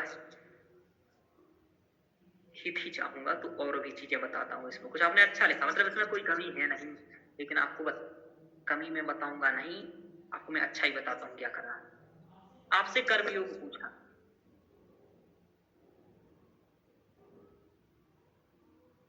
आपने इंट्रो दिया, बेहतर इंट्रो है आपकी, इंट्रो में कमी नहीं, मतलब मेरे अकॉर्डिंग इंट्रो में आपको कोई कमी नहीं है, इंट्रो आपका वेरी गुड। आप सभी भी शायद कह सकते हैं कि इंट्रो ठीक है, कोई दिक्कत नहीं है, इंट्रो में कोई दिक्कत नहीं है, इन्होंने बढ़िया से इंट्रो लिखा है। इतना आप देखोगे ना तो पढ़ करके कह दोगे ठीक है, इन्होंने जो सामान्य बात बताते हुए ये बताया। चाहते तो आप डायरेक्ट ये भी कर सकते हो, यदि आपको पेपर में लगता है कि हमें इंट्रो कम बताना है तो आप एक काम कर सकते हो कि इतना लिख कर ये छोड़ करके भी डायरेक्ट लिख सकते हो ये, या फिर ये छोड़ करके डायरेक्ट ये लिख सकते हो। मतलब ऐसा भी आप पेपर में कर सकते हो कि ये छोड़ करके ये भी डायरेक्ट लिख सकते हो यहाँ तक का, ठीक है? हाँ, सीधा लिखोगे कि महाभारत के भीष्म पर्व से उद्धृत गीता में वेदों तथा उपनिषदों में से प्राप्त आत्म तथा परम तत्व की गीता के सस्वरूप संग्रहित है। समझ में आ रहा है? एक मिनट, मैंने कुछ कर दिया क्या? कुछ कमेंट कर रहे थे आप लोग? एक मिनट, अच्छा मैं क्या कर रहा हूँ, उल्टा उल्टा काम। ठीक है, चलिए आगे चलते हैं। तो ये आप ये भी कर सकते हो, उसे ना डायरेक्ट लिख सकते हो कि महाभारत के भीष्म पर्व में उद्धृत श्रीमद् भगवत गीता, गीता में गीता जो कि वेदों तथा उपनिषदों में प्राप्त आत्म तत्व तथा परमात्मा संबंधी ज्ञान में गीता। समझ में आ रहा है? मतलब दो तथ्य इंपोर्टेंट लेके सीधे इधर आ जाओ, मतलब बीच वाली इधर एक लाइन छोड़, है ना? कि आप भी केवल सार सार लिखो, आप भी केवल सार सार लिखो, ये हटा दो, कोई मतलब का नहीं, महत्व ये इतना हटा दो, कोई दिक्कत नहीं। ये तथ्य, ये सबको तथ्य पता है, 1800 700 ये तो सब लिखेंगे। जिसको जो बात कम पता है, मतलब ऐसे तथ्यों का अनुप्रयोग करो, ऐसी चीजों का अनुप्रयोग करो जो लोगों को कम पता है, जो कम से कम लोग प्रयोग करेंगे। जैसे ये वाला मैटर कम लोग प्रयोग करेंगे। समझ में आ रहा बात? हाँ, कहा जाता है, आपको पढ़ाया भी मैंने, विशेष वो होता है जो शेष के पास ना हो। तो ऐसा इंट्रो लिखना है जो लगभग सामान्य बुद्धि नहीं सोच सकते हैं। तो पहले ये सोचा करो कि सब लोग क्या सोचेंगे, कि गीता पढ़ेंगे बस, और इस तरीके से आपको प्रयोग करना है। दूसरा कि आप गागर में सागर भरेंगे, क्या भले 4 लाइन का इंट्रो लिखेंगे लेकिन उसमें 5 तथ्य भी दे सकते हैं, 4 लाइन। जैसे मैं बताता हूं कि महाकवि कालिदास विरचितम रघुवंश महाकाव्यम शांत रस प्रधानम, है ना? कि महाकवि कालिदास द्वारा जो विरचित रघुवंश महाकाव्य है वो शांत रस प्रधान है। और उसमें अलंकार क्या है, रस क्या है, ये क्या है, यानी कि मैं अगले 6-7 लाइन में सब कुछ, 4 लाइन में सब कुछ बता सकता हूँ, जितनी भी उसकी विशेषता है, रस क्या है, अलंकार क्या, छंद क्या है, ये क्या है, 4 लाइन। आदमी का कहेगा बाप रे सही क्या अच्छा बता, क्यों 4 घंटे दिमाग का। फिर कुछ लोग अलग अलग बता सकते हैं। तो आपको ये विशेषता सीखनी है, जब विशेषता सीखोगे तभी तुम आगे बढ़ोगे। तो ये वाला बात कर सकते हो, ये एक इंट्रो में सुधार ये तो नहीं हो सकता है आपका, है ना, कि इसको थोड़ा सा छोटा किया जा सकता है चाहो तो, और छोटा करके ये तथ्य भी दिए जा सकते हैं जो आप देना चाह रहे हो, है ना। तो प्रयास करना कि इसी इंट्रो को आप थोड़ा सा और छोटा करो, है ना, और ये इंपोर्टेंट बातें सब लिख दो। बाकी अच्छा है आपका 1 नंबर। आगे चलते, इंट्रो में हो गया। अब रहा मेन बॉडी की बात। मेन बॉडी में आपने कर्म योग यहाँ से बताना स्टार्ट किया, यहाँ 3 योग बता देने हैं आपको, ठीक है। बाकी आप छोटे से में 3 योग डायग्राम बना के बाकी कर्म योग का स्वरूप लिख करके हेडिंग डाल दी। अब कर्म योग में आपने सब कुछ अच्छा बताया, आपको क्या करना है, कर्म योग में चीजें ज्यादा एक्सप्लेन नहीं करनी। जब आपके पास कंटेंट बहुत अधिक हो, ज्यादा एक्सप्लेन नहीं करनी। कब, जब कंटेंट पर्याप्त हो। जैसे आपके पास यहाँ पर कितने श्लोक हैं, 1 श्लोक, 2 श्लोक, 3 श्लोक, 4 श्लोक, 5 श्लोक, आपके पास 5 श्लोक, 6 श्लोक, 7 श्लोक, समझ पा रहे हो। इसका मतलब किसी भी कीमत पर आपके पास कंटेंट की कमी नहीं है, और पेपर में यदि इतने श्लोक याद हैं आपको कर्मयोग के लिए तो कभी भी कमी नहीं। फिर क्या करोगे आप, जो हिंदी एक्सप्लेन आप कर रहे हो इसको कम करना कर दो, मतलब फिर श्लोकों में जो बताया गया है उसको कम बताओगे आप। जैसे इतनी व्याख्या कम करोगे, डायरेक्ट बात कहोगे, मतलब बहुत कम कम व्याख्या करके श्लोकों को ज्यादा उद्धृत करो।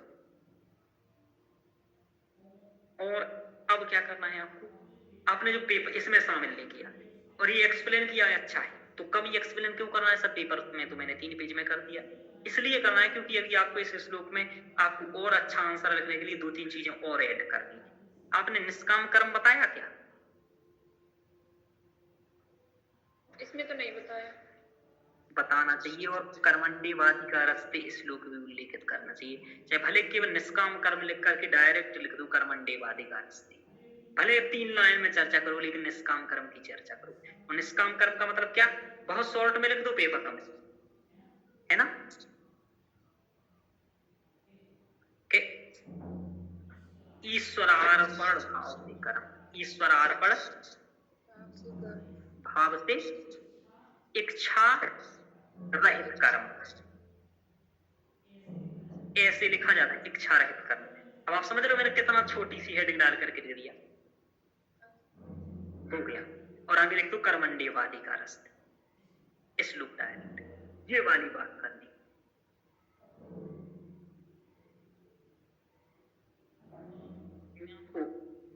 जैसे आंसर्स भी दिखा सकता हूँ, रुको मैं आपको एक आंसर भी दिखाता हूँ। अच्छा लिखा आपने, इस जी का आंसर दिखाता हूँ मैं आपको, एक गीता का कोई बाप रे, मैं वीडियो कॉल कर दिया। अजो क्या नाम है इसका, गीता।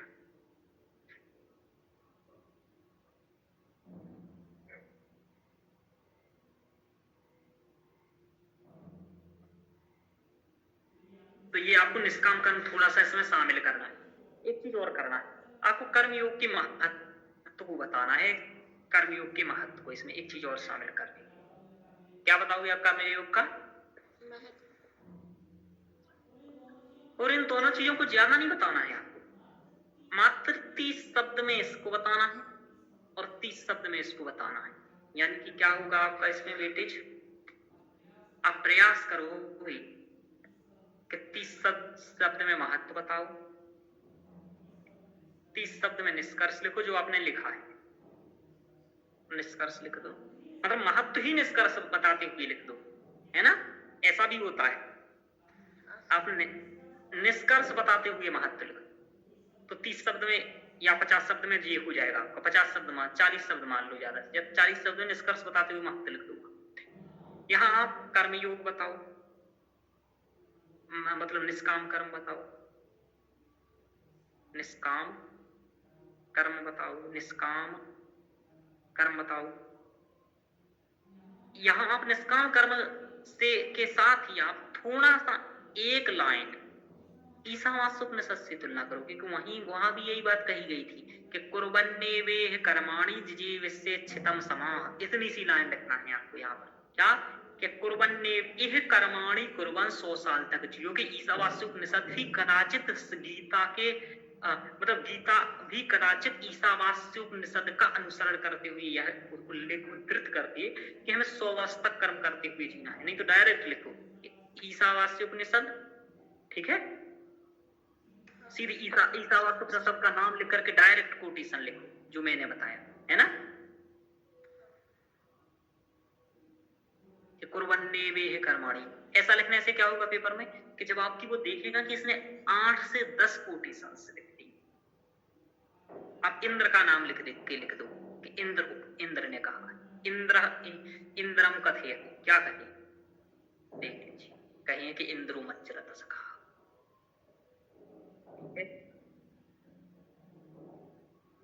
तो थोड़ा थोड़ा ये भी आप कर सकते हो इसमें, यानी कि इससे क्या आएगा, इससे ये चीजें आएंगी कि जो दूसरे लोग नहीं लिख पा रहे हैं वो आप लिख रहे हो, कुछ एक्स्ट्रा चीजें, है ना।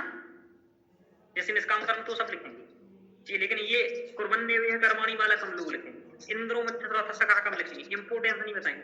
आप कहोगे सर ये क्वेश्चंस में कहाँ पूछा, तो आपसे मैं ये कहता हूँ क्वेश्चन में कहाँ नहीं पूछा। कह रहे श्रीमद् भगवत गीता के अनुसार प्रतिपादित कर्मयोग का वर्णन कीजिए। तो गीता के अनुसार आप कर्मयोग बता रहे हो, लेकिन आप निष्काम कर्म कुर्वन्, ये वाला जो आपका श्लोक है, क्या नाम है, निष्काम कर्म का, निष्काम कर्म का ये कर्मण्येवाधिकारस्ते, ये भी तो गीता ही में, ठीक है।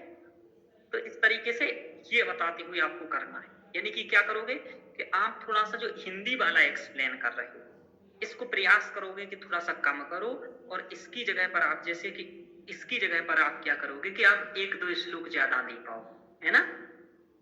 थोड़ा सा निष्काम कर्म की बात करो, जैसे यहाँ कृष्ण अर्जुन से कहते हैं समस्त जन श्रेष्ठ पुरस्कृत आचरण का ही अनुसरण करते हैं, इसलिए कृष्ण स्वयं भी कर्म के प्रवृत्त हैं। आप इतनी बात को बहुत छोटे में भी कर सकते हो कि कृष्ण कहते हैं सभी मेरे मार्ग का अनुसरण करते, मम अनवरत वर्तमान मार्तन्ते मनस्यापति सर्वसा, ठीक है ना, कह सकते हो ना इतना ही, इसलिए कि भगवान कृष्ण का यह उपदेश है कि सभी मेरे मार्ग का ही अनुसरण कहते हैं, तथोक्तम डायरेक्ट जाइए लाइन, मतलब जो जहां 4 लाइन लिख रहा वहां 1-2 लाइन में करने का प्रयास करो हिंदी। श्री कृष्ण कहते हैं कि संपूर्ण प्राणी अन्न से उत्पन्न होते, उत्पन्न अन्न वर्षा से उत्पन्न होता है, यज्ञ कर्मों से उत्पन्न होता है, कर्म वेदों से होता है, आत्मा उत्पन्न होती है, कर्म की निरंतरता। तो ये सब आपने ये क्यों बताया, ये तो मुझे समझने में ही नहीं आया, ये क्यों बताया,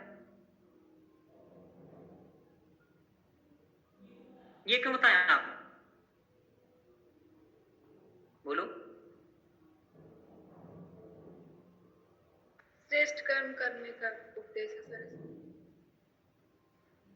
इसकी कोई जरूरत नहीं थी, आपने ये बात कोई मतलब नहीं इसका, तारतम्यता नहीं बैठ रही। आप कह रहे हो देखो श्री कृष्ण कहते हैं संपूर्ण प्राणी अन्न से उत्पन्न होता है, अन्न वर्षा से उत्पन्न होता है ना।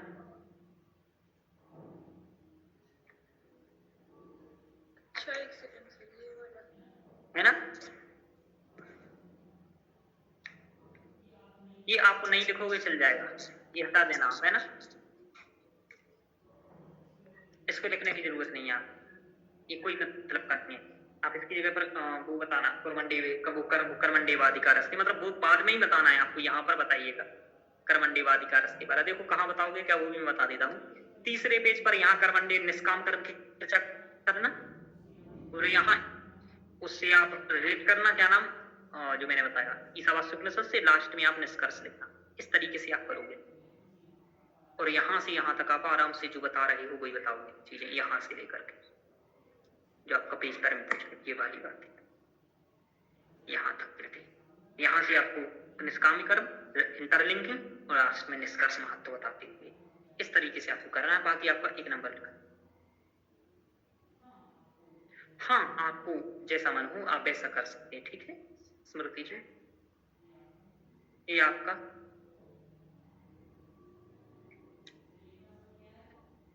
चलिए इतना समझ में आया, और किसी को कुछ पूछना हो तो पूछो, वरना मैं इनका भी सेकंड आंसर भी चेक करूंगा। तो अच्छा लिखा है आपने।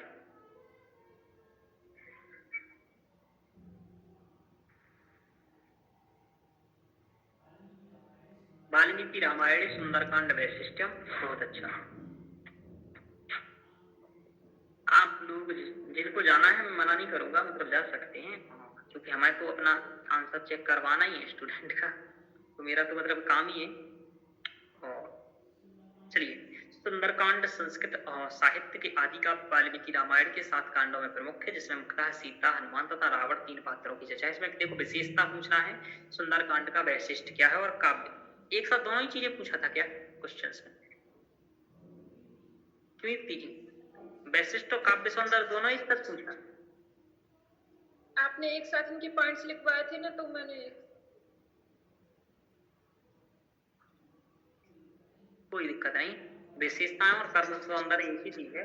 विशेषता आप जानते हैं कि सुंदरकांड वो विशेष क्या है जो अन्य जगह पर नहीं मिलता है, ऐसी क्या विशेषताएं इसकी अपनी पर्सनल, वही तो सुंदरकांड संस्कृत साहित्य के आदि काव्य में 7 कांडों में प्रमुख है, जिसमें मुख्यतः सीता, हनुमान तथा रावण 3 पात्रों की चर्चा है। सुंदरकांड के काव्य सौंदर्य के विषय में निम्न बिंदु विवेच्य है। हनुमान का पराक्रम, सुंदरकांड में वाल्मीकि ने हनुमान को नायक के रूप में दर्शाया तथा जिसका पराक्रम अद्भुत है, यथा समुद्र लांघना, राक्षसों में से युद्ध में विजय प्राप्त करना, सतजन तेहि आनन कीना, अति लघु रूप परम। इसके अलावा इससे अब आपको क्या करना है समझो, आपने मेरे से कंप्लीट पढ़ा है, आप लोगों को मैंने वहां पराक्रम का एक श्लोक ये भी लिखाया था कि जब सीता जी को वो अपना शरीर दिखा रहे हैं वहां पर, तब वहां वो बता रहे हैं संस्कृत वाले, और प्रयास, ये श्लोक अच्छा है, मतलब ये हिंदी वाला सुंदरकांड वाला रामचरित वाला, लेकिन आपको वाल्मीकि रामायण का सुंदरकांड लगा है, तो आपको जब जहां पर एक ही ये श्लोक प्रयोग करना है हनुमान के पराक्रम में, तो मैं कहूंगा कि वही प्रयोग करिएगा, है। जब स्पेशल हनुमान के पराक्रम पर हो तब आप ये भी प्रयोग कर सकते हैं, ठीक है। जब आपको केवल एक ही पॉइंट लिखना हो कि हनुमान का पराक्रम, तब संस्कृत का प्रयोग करना है ना। हाँ सर। जैसे कहते हैं कि हमें इतना बलशाली हूं कि लंकाम इमाम सनाथम व नयतुम शक्ति रस्तु में, कि इस लंका को और इस लंका के अधिपति रावण को, दोनों को ले जाने की शक्ति मेरे अंदर है। पढ़ाया है उस वहां पर कि लंकाम इमाम सनाथम व नयतुम शक्ति रस्तु में, ये वाली लाइन आपको लिखना है यहाँ पर, कि इसमें किस किस प्रकार से लिखना है। इस लंका को, लंका के नाथ दोनों को मैं एक साथ ले जा सकता हूँ, तो इससे बड़ा पराक्रम हो सकता है कोई? बताओ आप लोग।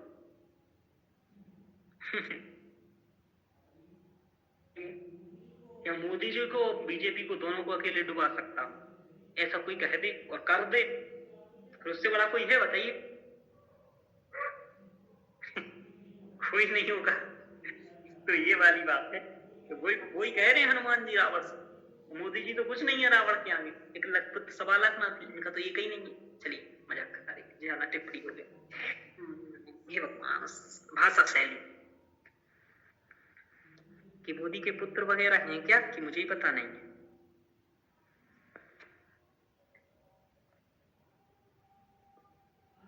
आदि कवि ने रामायण के सुंदर कांड में थोड़ा सा टाइम पास करते रहेंगे, मतलब आदि कवि ने, अब देखो भाषा शैली, तो पहले देखो हनुमान का पराक्रम, हनुमान ने बहुत अच्छा पराक्रम दिखाया सुंदरकांड में, इसलिए हनुमान के नाम पर ही सुंदरकांड का नाम सुंदरकांड है। सुंदर मतलब हनुमान, कांड मतलब कांड, ऐसा कांड जिसमें सुंदर नायक हो, यानी कि सुंदरकांड का नायक कौन? हनुमान, ठीक है, ध्यान रखना ये बात। रामायण के नायक राम।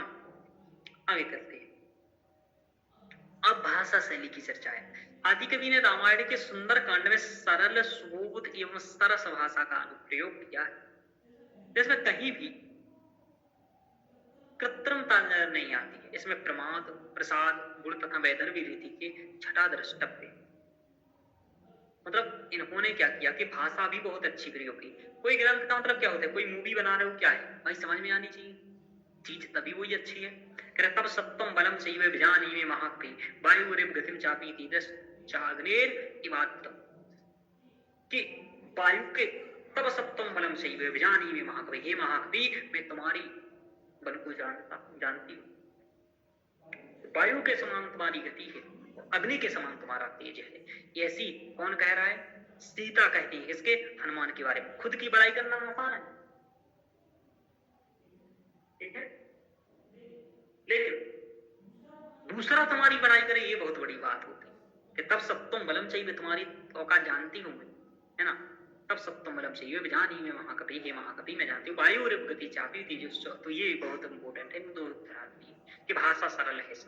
तो देखो इसमें भी एक उनके पराक्रम, इनकी वीरता दिखाई दे रही है हनुमान जी की, और इसमें भाषा भी सरल। अब कितनी सरल बात है, तब सप्तम, कितनी सरल भाषा है आप बताइए, इसमें कोई कठिनता है? आप कहोगे नहीं सर ये तो बहुत कठिन है, तो फिर मैं कहता हूँ ये वाली बताइए आप।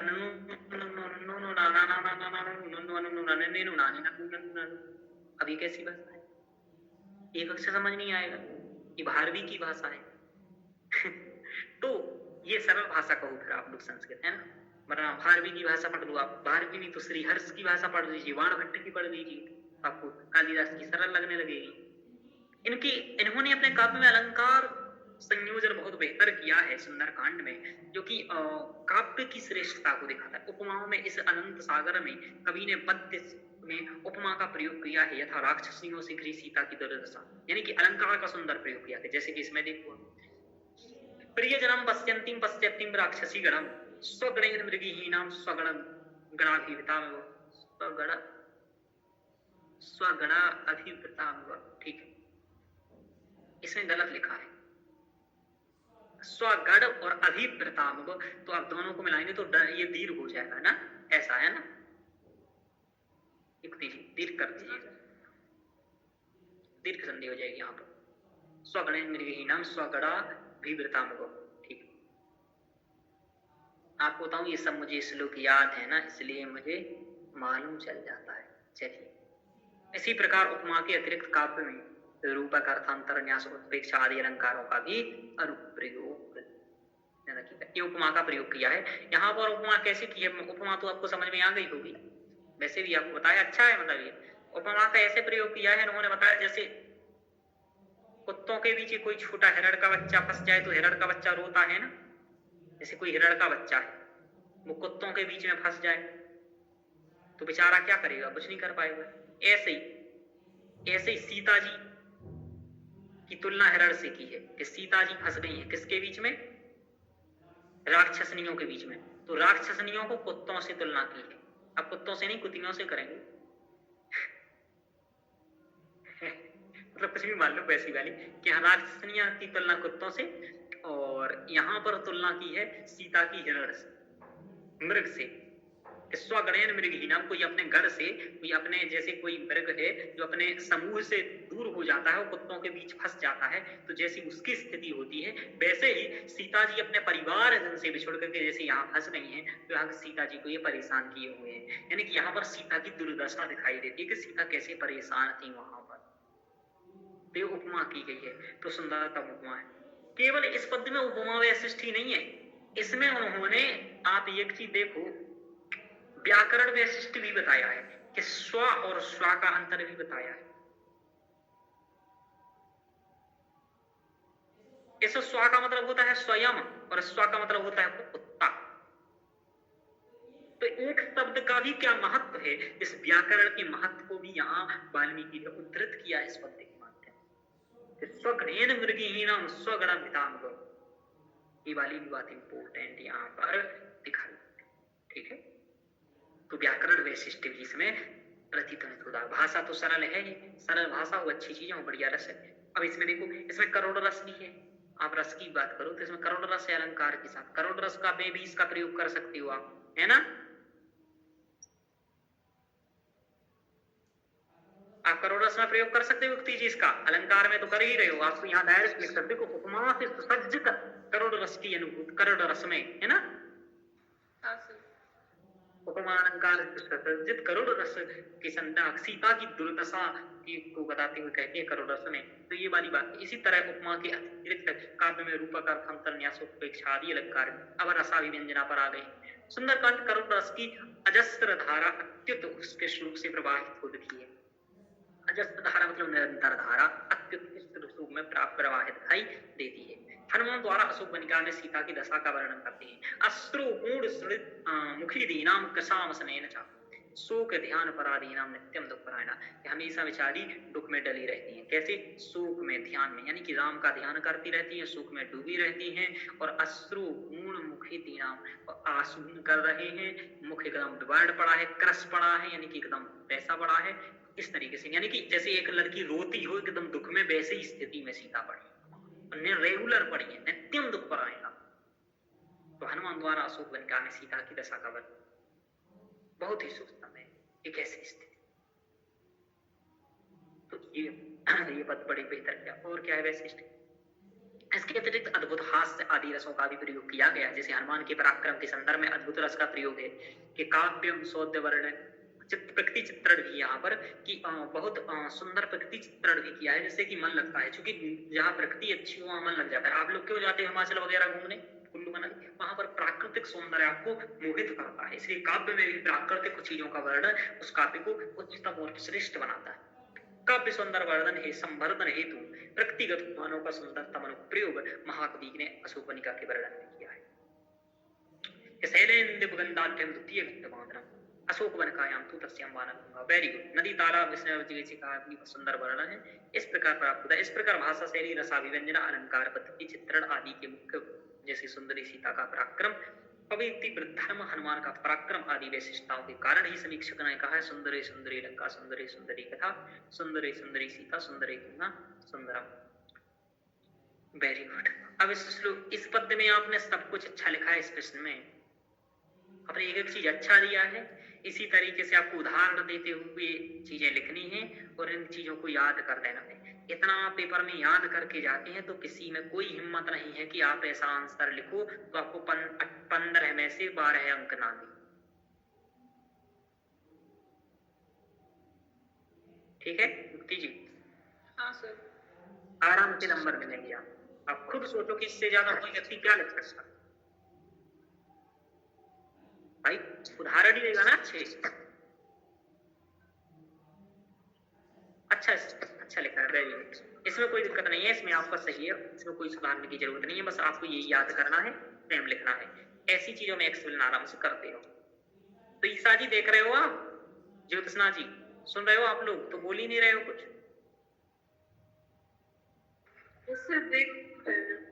हाँ तो लिखोगे अगली बार से ऐसा लिख के लाना है आपको। सर बिना पूरा लेक्चर देखे खुद से कैसे लिखेंगे? और क्वेश्चन भी तो होना चाहिए। क्वेश्चन है ना आपके पास? सर पीवाईक्यूज ही लिखने हैं, क्योंकि आप ये समझो 80% पीवाईक्यूज आने हैं आपके। और आपको मैं जब पढ़ाता हूँ तो उससे पहले पीवाईक्यूज इसलिए ही बताता हूँ आपको कि मेरे से पढ़ने के बाद सबसे पहले ये पीवाईक्यूज पर बात करो आप। जैसे सुंदरकांड का काव्य सौंदर्य बार बार पूछा गया, सुंदरकांड का वैशिष्ट बार बार पूछा गया। इससे पहले युक्ति जी ने जो आंसर लिखा था वो लिखा था सुंदरकांड के क्या लिखा था बताइए? सुंदरे सुंदरे सुंदरे का दूध का सुंदरे कितना सुंदर पर लिखा था ना। हाँ वो भी लिखा था और हनुमान का दूध कर्म लिखा था। हाँ अब जैसे इन्होंने देखो हनुमान का दूध कर्म लिखा, हनुमान का दूध कर्म ये पूछा जा चुका है पहले। हनुमान का दूध कर्म पूछेगा, हनुमान का पराक्रम पूछेगा, सुंदरकांड का वैशिष्ट पूछेगा, सुंदरकांड का काव्य सौंदर्य पूछेगा, सुंदरकांड में सीता की दशा पूछेगा। अब सीता की दशा क्या है? यही इन्होंने पद्दू आगे लिखे, ये सीता की दशा ही है, ये सीता की दशा ही है। नहीं ये सॉरी आगे जाना कुछ मुझे, ये सीता की दशा ही है, ये वाला और ये सीता की दशा ही को लेकर।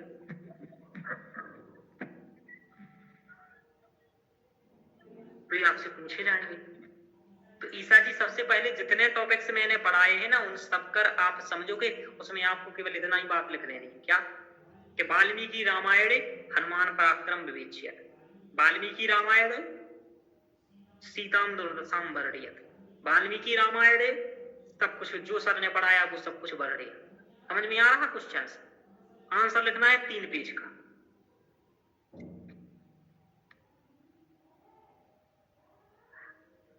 समझ पा रहे हो नहीं सर? Yes sir. मतलब मैंने जितने टॉपिक्स पढ़ाए हैं वो सब आंसर्स आपके आने के पेपर में।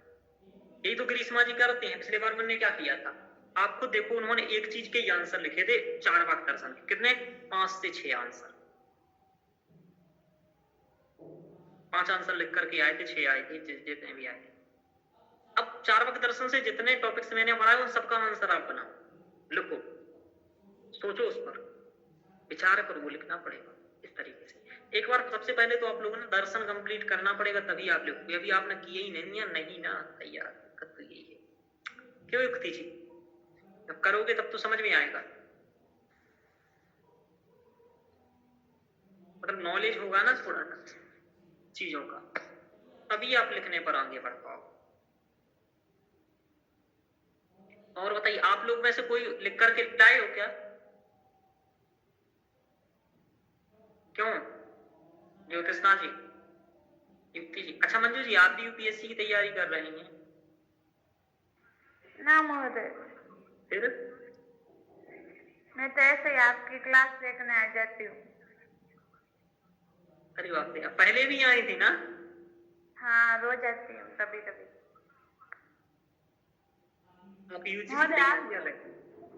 यूपीएससी आपके क्लियर है क्या? क्या क्या? नहीं, मेरा क्लियर नहीं। आपके तो हो जाएगा एक बार। अभी तो भगवान जाने, बहुत कठिन है मंजू जी यूपीएससी क्लियर होना। हालांकि ये परिस्थितियां ठीक बनेगी तो हो सकता है हो जाए, लेकिन ये यू क्लियर होता फिर पढ़ा रहा होता मैं। सर एस्पिरेंट हो? मुझे लगा आपसे टीचर है। एक बात मतलब, टीचर होता तो टीचर को इतना कंटेंट कभी याद नहीं होता। अभी बात समझो, जितना मैं मौखिक आपको याद सुनाता हूँ यहाँ वहां के श्लोक, कि ईसावास्य उपनिषद का श्लोक सुना रहा हूँ, ये सुना रहा हूँ, वो सुना रहा हूँ, कोई कभी ना सुनाया आपको। हालांकि मतलब टीचर तो हूँ ही, अब एस्पिरेंट भी हूँ, मतलब एक टीचर तो हमेशा शिक्षक विद्यार्थी रहेगा मेरे हिसाब से, क्योंकि वो नया नया पढ़ेगा ही हमेशा। उसका काम ही है ना पढ़ाना, स्टूडेंट का काम है पढ़ना। जब काम ही सेम है तो एक ही चीज रहेंगी, क्यों युक्ति जी? भाई थोड़ा सा नॉलेज का अंतर होगा, अनुभव का अंतर होगा, बाकी तो सेम ही रहेगा। मैं चूंकि 3-4 साल से आपके चेक कर रहा हूँ आंसर, तो मैं ये अनुभव हो गया। एक क्वेश्चंस का मैं आंसर कम से कम 20 बार चेक कर चुका हूँ, 20 स्टूडेंट का 30 का, इसलिए ऐसा हो गया अनुभव। तो आप मंजू जी यूजीसी की तैयारी कर रही हैं? अभी दिया तो नहीं है, दिसंबर का सोच रही हूँ। तो पढ़ाई क्या कर रहे हो आप? हाँ, एमए चल रही है।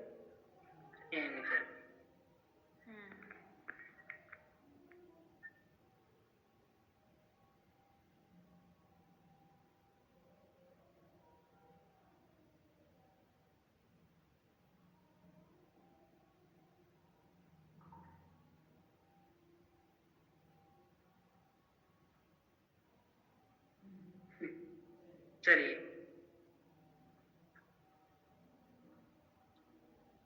तो इनका ये हनुमान का पराक्रम, ये आज ही लिखा है आपने?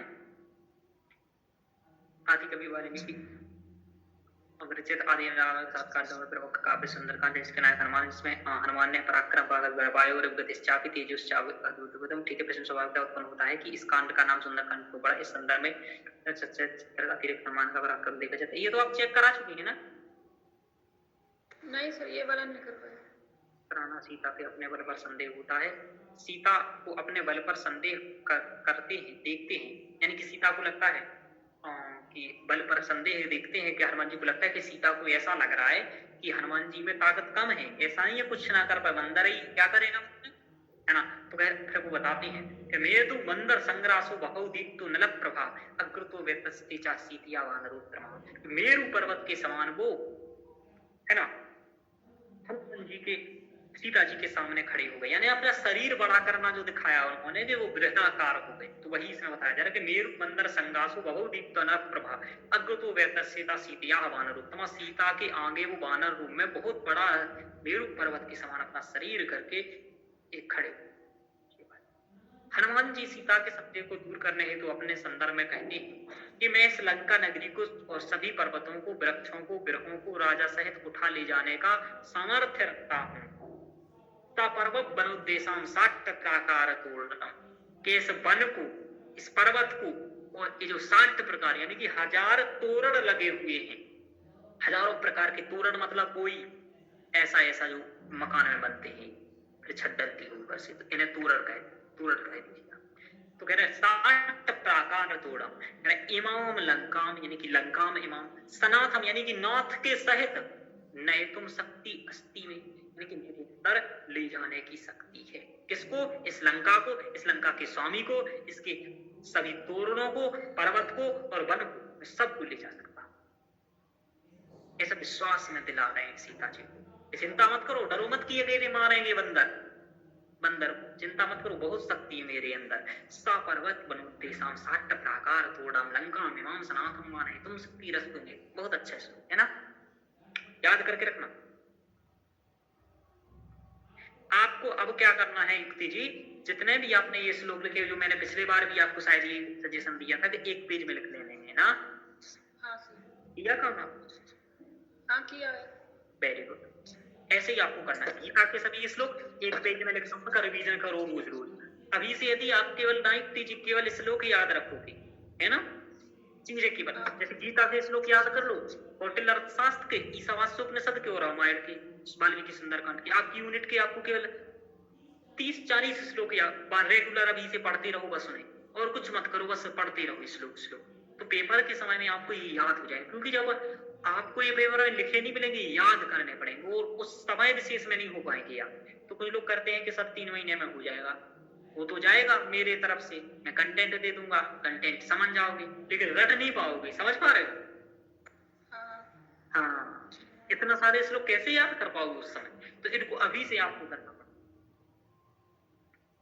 कंटेंट मिल जाना, समझ जाना, ये भी बात नहीं होती है ना, याद कर पाओ, फिर उनको अच्छे आंसर लिख के चेक करा पाओ कि ऐसे लिखेंगे तो अच्छी होती बात। चलिए, रावण इसकी अशोकवनिका में उत्पात मचाना तथा पुत्र अक्षय का वध करना, अक्षर बगा कुमारी संहारा, रावण के समक्ष राम का गुणगान करना तथा रावण को राम की शरण में आने हेतु प्रेरित करना, शारीरिक पराक्रम के साथ बौद्धिक बल का उपयोग उचित समय पर करना, यथा पूंछ जलाए जाने पर धैर्य पूर्वक लंका को जलाना। भाई जिसकी पूंछ जलेगी वो भागेगा कि पहले पूंछ हो जाऊं, निकल लूं इधर से, पता नहीं है क्या करेंगे, लेकिन मौका पर चौका मारते हैं कि पूंछ तो जला ही दिया है, अब इसकी लंका भी जला देते। कोई कहेगा क्यों जला दी? पुलिस ने पूंछ तो जलाई थी, मैंने थोड़ी ना जलाई, स्वयं जल गई, है ना। इसको कहते हैं मौका पर चौका मारना। ये धैर्य पूर्वक व्यक्ति कर सकता, सामान्य व्यक्ति नहीं कर सकता, सामान्य व्यक्ति भाग जाए। शत्रु के अस्त्र शस्त्र को देखा है, भाई लंका में घुस गए थे, बलाबल देखा है। आपको सोचो ये पकड़े नहीं जाती यदि हनुमान जी, तो रावण के सिंहासन पर तक पहुंच पाते क्या? बताओ, नहीं पहुंच पाते। रावण की सभा में सब कौन बैठता है अंदर, ये पता कर पाते? नहीं कर पाते। विभीषण की कितनी चलती है सभा में, पता कर पाते? नहीं कर पाते। कौन कैसा सजेशन दे रहा है हनुमान को मारने का, देख पाते? नहीं देख पाते। अंदर इतना जाकर के ये बौद्धिकता ही है कि एक काम करने गए कि हनुमान को तो सिर्फ लंका में सीता को खोजने में जाया था, इतना सारा काम करने किसने बताया था कि अस्त्र शस्त्र पता कराओ, बल पता कराओ, उनमें की लंका जलाओ, ये सब किसने कहा था? किसी ने नहीं। ये स्वयं की बौद्धिकता का परिणाम है हनुमान की, वो यही इनकी विशेषता है, यही इनका पराक्रम है, और इसी पराक्रम और विशेषता के कारण ही यह एक सामान्य पात्र होते हुए भी इस सुंदरकांड के नायक रूप में उभरे। यह महाकवि वाल्मीकि की काव्य प्रतिभा का तो परिचायक है ही, साथ ही साथ उनके काव्य के चरित्रों की प्रतिभा का भी परिचायक है। समझ में आ रहा है? इस तरीके से आप निष्कर्ष लिखते। इस प्रकार शारीरिक बौद्धिक दोनों रूप में प्रबल नायक के पराक्रम के सुंदरकांड में चित्रित किया गया है। यह बौद्धिक बल उपयोग वर्तमान में भी काफी प्रासंगिक जान पड़ता है। तीव्र निर्णय लेने की क्षमता हेतु, देश की सुरक्षा हेतु हमें कैसे निर्णय लेने हैं, हमें पाकिस्तान का युद्ध हो रहा था, हम कर क्या रहे थे, है ना, क्या कर लिए हम अपनी बुद्धि। सुंदरकांड में उपमाओं का असीम सागर, सुंदर प्रकृति चित्रण, सुंदर लंका कथा का वर्णन, ये सब बातें करके इन्होंने निष्कर्ष लिख दिया। तो अच्छा है, बहुत अच्छे आंसर लिखे, इसमें कोई कमी नहीं है वैसे, है ना। आपने सब पढ़ के लिखे, देखो ये आपका ही आंसर है। बाप रे, मैंने पिछली बार आपको बताया था शायद तस्त बन गया है ना। देखिए कितना पर्याप्त आंसर ही आंसर है, आप ही लोगों के आंसर ही आंसर भरे पड़े हैं। यहाँ कौमार हरा, अच्छा ये तो दूसरी चीज का चलिए।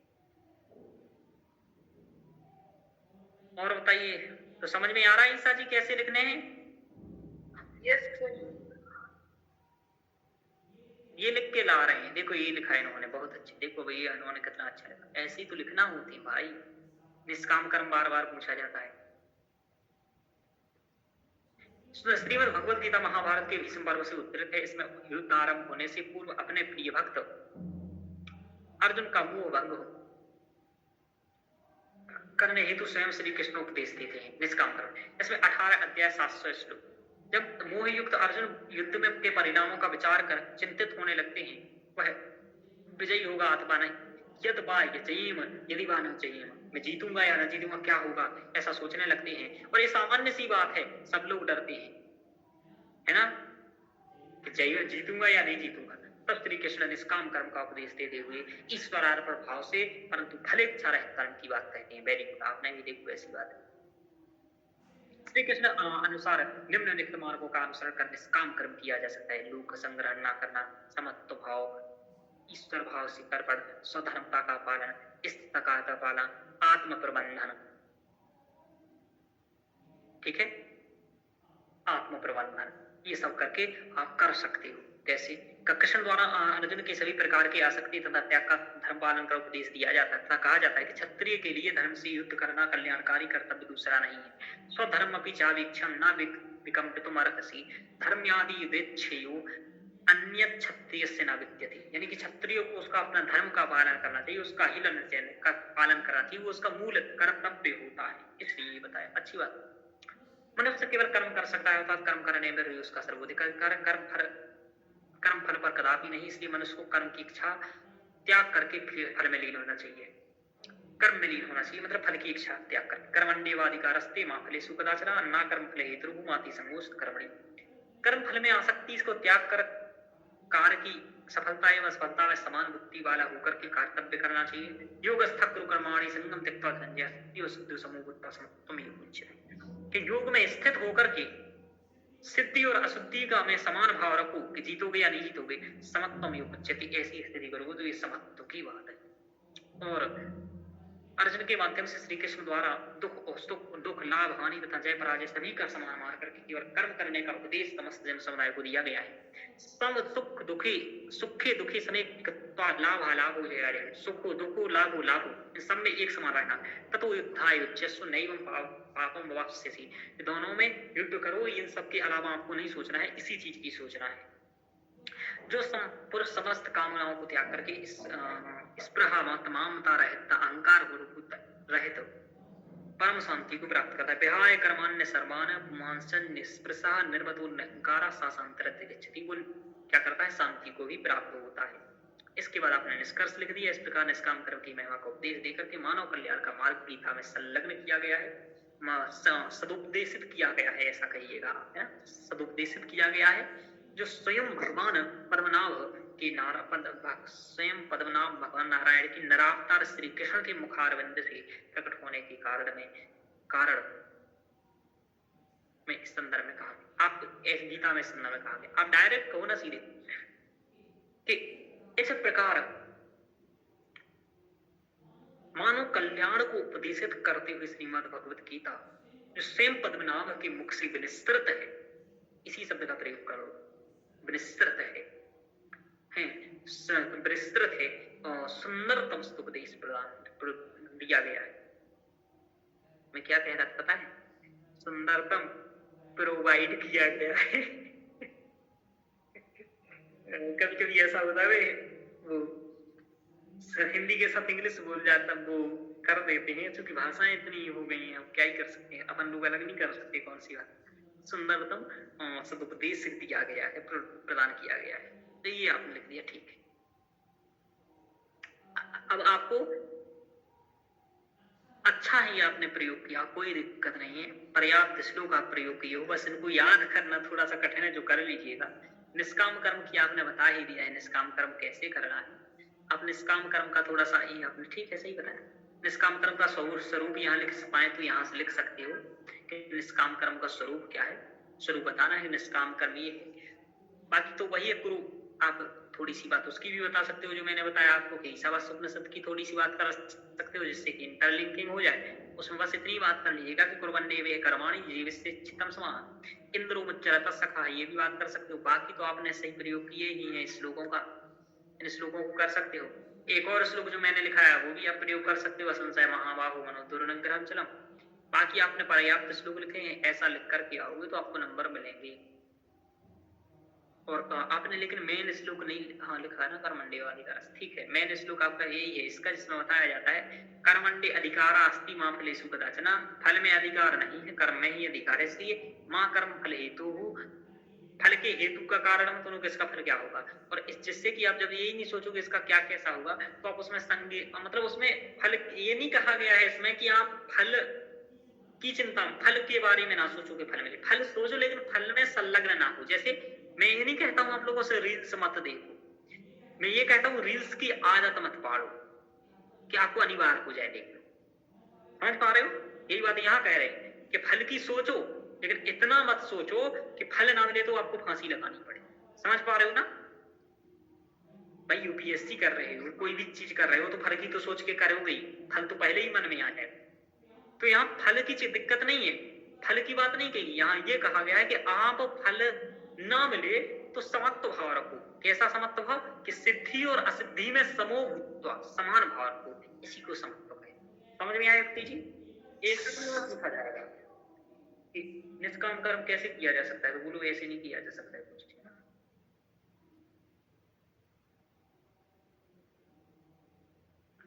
तो ये आपका हो गया, आपके आंसर चेक हो गए और हैं क्या? नहीं सर और नहीं। चलिए और बताइए, तो कुछ पूछना है आपको ईसा जी और ज्योतिषना जी? आप लोग कोई समस्या आ रही हो तो बताओ ना, आपको कोई दिक्कत? ज्योतिषना जी अभी तो आप व्याकरण कर रहे हो ना? सर व्याकरण भी कर रही हूँ और दर्शन भी स्टार्ट की हूँ मैं, और चार्वाक दर्शन में पढ़ी हूँ। अच्छा ठीक है, अच्छा है। तो कोई नहीं, पहले तो आप लोग एक काम करो ना, जो पहले पढ़ रहे हो ना आप लोग एक बार दर्शन कंप्लीट करो, है ना। जैसे युक्ति जी हैं, इन्होंने भी पहले दर्शन ही कंप्लीट किया, फिर अभी इन्होंने गीता कंप्लीट किया, ईशावास्योपनिषद किया और सुंदरकांड। अभी आप आंसर लिख रहे हो और क्या कर रहे हो, लेक्चर क्या देख रहे हो युक्ति जी? सेकंड पेपर की 8वीं यूनिट। अच्छा आप 8वीं यूनिट कर रहे हो, उत्तर रामचरितम वगैरह ना? हाँ वेरी गुड, अच्छा है, उसको करो अच्छे से। और सीमित श्लोक है आप लोगों को, देखो क्या है ना, एक बार ठीक से करते जाओ। अच्छा आपको कोई दिक्कत तो संतुष्ट हो ना बैच से, ऐसा तो नहीं लग रहा है आपको कि दिक्कत? युक्ति जी स्क्रीनशॉट नहीं ले सकते, यही बस दिक्कत है। स्क्रीनशॉट किस चीज का? जैसे कहीं पे भी डाउट होता है, कुछ समझ में नहीं आ रहा है क्या लिखा हुआ है, तो फिर फोटो लेने के लिए रुकना पड़ता है उसका। ओके, अब क्या ही बताऊं, मैंने ये ऐप में ना अभी एक बच्ची बेच लेने को कह रही थी, उसमें वो कह रही है ऐप में के अंदर तो कम से कम डाउनलोड हो जाए चीज। हाँ यही सर। तो अब ऐप के अंदर अब पर पता नहीं इस ऐप की ऐप का ऐसा क्या सिस्टम, उसमें पता नहीं इसकी मैं स्क्रीनशॉट नहीं ले पाता हूँ, आपको क्या बताऊं अंदर, क्योंकि मैंने उससे यही प्राइवेसी का इतना कह दिया, उसने प्राइवेसी इतनी डेवलप कर दी। अब आपको फोटो लेने के लिए दूसरे मोबाइल चाहिए होगा, तब आप मुझे फोटो भेजोगे, है ना? हाँ वही फिर वो रह जाता है, पूरी अंडरलाइन हुई पड़ी है पेंसिल से, नोट्स में फोटो लेती रहती है। हाँ ये तो थोड़ा समस्या है। हाँ सिस्टर लाइब्रेरी रहती है, फिर ये आती है तब उसके फोन से फोटो लिए जाते हैं। तब आप भेजते हुए ना? हाँ अभी भेजे तो नहीं है मैंने, क्योंकि कई कई दिन हो जाते हैं, फोटो ले ही नहीं पाती। अच्छा अच्छा, हाँ स्क्रीनशॉट नहीं भेजे हैं अभी तक मैंने, मतलब फोटो। अब मुझे भेज के और ये शाम को मतलब क्या ही इसका देखते हैं, उपाय भी सही होता है तो मैं इसका उपाय करा दूंगा जल्दी से जल्दी कि स्क्रीनशॉट कम से कम ले पाओ। हाँ अभी मैं कोशिश करूंगा इनसे बात करके करवा दें इसकी शॉर्ट ले। प्रॉब्लम सबसे बड़ी क्या है आपको बताऊं, 15-20 हजार का ये बैच बेच रहा हूँ, तो सब पीछे इस चीज को पड़े हैं कि सरकार नोट्स और लेक्चर वायरल हो जाए। क्या बताऊं इस चीज? क्योंकि कारण क्या है ना, केवल मैं ही ऑप्शन में बचा आप लोगों के पास। तो अब सबका ये है कि ऑप्शनल, सभी ऑप्शनल मिल रहे हैं। हाँ वही बात, मतलब देख रहे हो अब तो, बाकी तो सब पढ़ा रहे हैं, नोट्स बेच रहे हैं, कुछ भी दे रहे हैं इधर उधर। अब सबकी नजर पर एक ही है कि हर, मतलब जो खान जैसे टीचर या अलग जैसे टीचर हैं, इन सब ने क्या किया है कि 7-8 हजार में सब ऑप्शनल पढ़वा दिए। अब कचरा कुछ भी पकड़ा दो एक बार बच्चों को, उनकी कॉपी कभी चेक मत करो, करेंगे ये लोग चेक? आपको लगता है? 8,000 वाले बैच वाले लाखों स्टूडेंट हैं इनके, तो लेक्चर पकड़वा दिए, बच्चों को दे दिए रिकॉर्डेड करके या लाइव पढ़वा के दे दिए। अब बच्चे सोच रहे हैं वही वाली बात कि 200-300-500 में मिल जाए चीजें। कैसे मिलेगा कोई चीज? वो तो इंडस्ट्री है, कोचिंग थोड़ी। कोचिंग इंडस्ट्री है, इंडस्ट्री में और कोचिंग में बहुत अंतर होता है। अब सिक्योरिटी ना रखें तो प्रॉब्लम ये आ जाती है ना कि मैं तो आपको डाउनलोड करने का भी ऑप्शन करवा दूं, लेकिन प्रॉब्लम यही आती है कि ये लोग वायरल करवा दें। जो विद्यार्थी वो चाह रहे हैं कि 400-500 में मुझे लेक्चर मिले, 400-500 में इतना लेक्चर मिल जाएगा तो सर तो बर्बाद हो जाएंगे। सर तो बर्बाद होंगे, कोई दिक्कत नहीं, सब भी बर्बाद हो जाएंगे, ये नोट्स बिल्कुल एकदम बर्बाद है, हो जाएगा। ये वाली बात है। कोशिश करते हैं कीजिए ना, स्क्रीनशॉट तो हो ही जाए। और बताइए, बाकी अपन को सुरक्षित ही रखना है, ये भी एक समस्या है।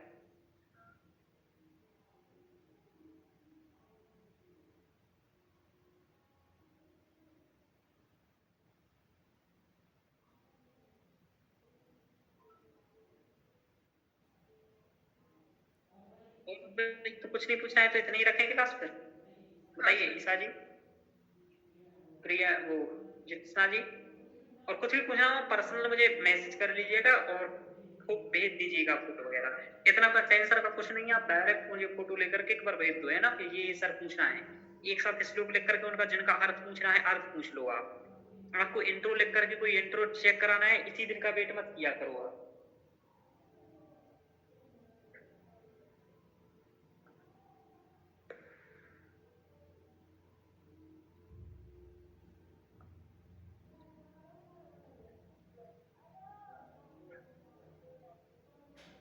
ठीक है, तो इतना ही रखते हैं। शुभ रात्रि, है ना ज्योतिषा जी, गीता जी। आपको जो भी पूछना है वो पर्सनल पूछ लीजिए।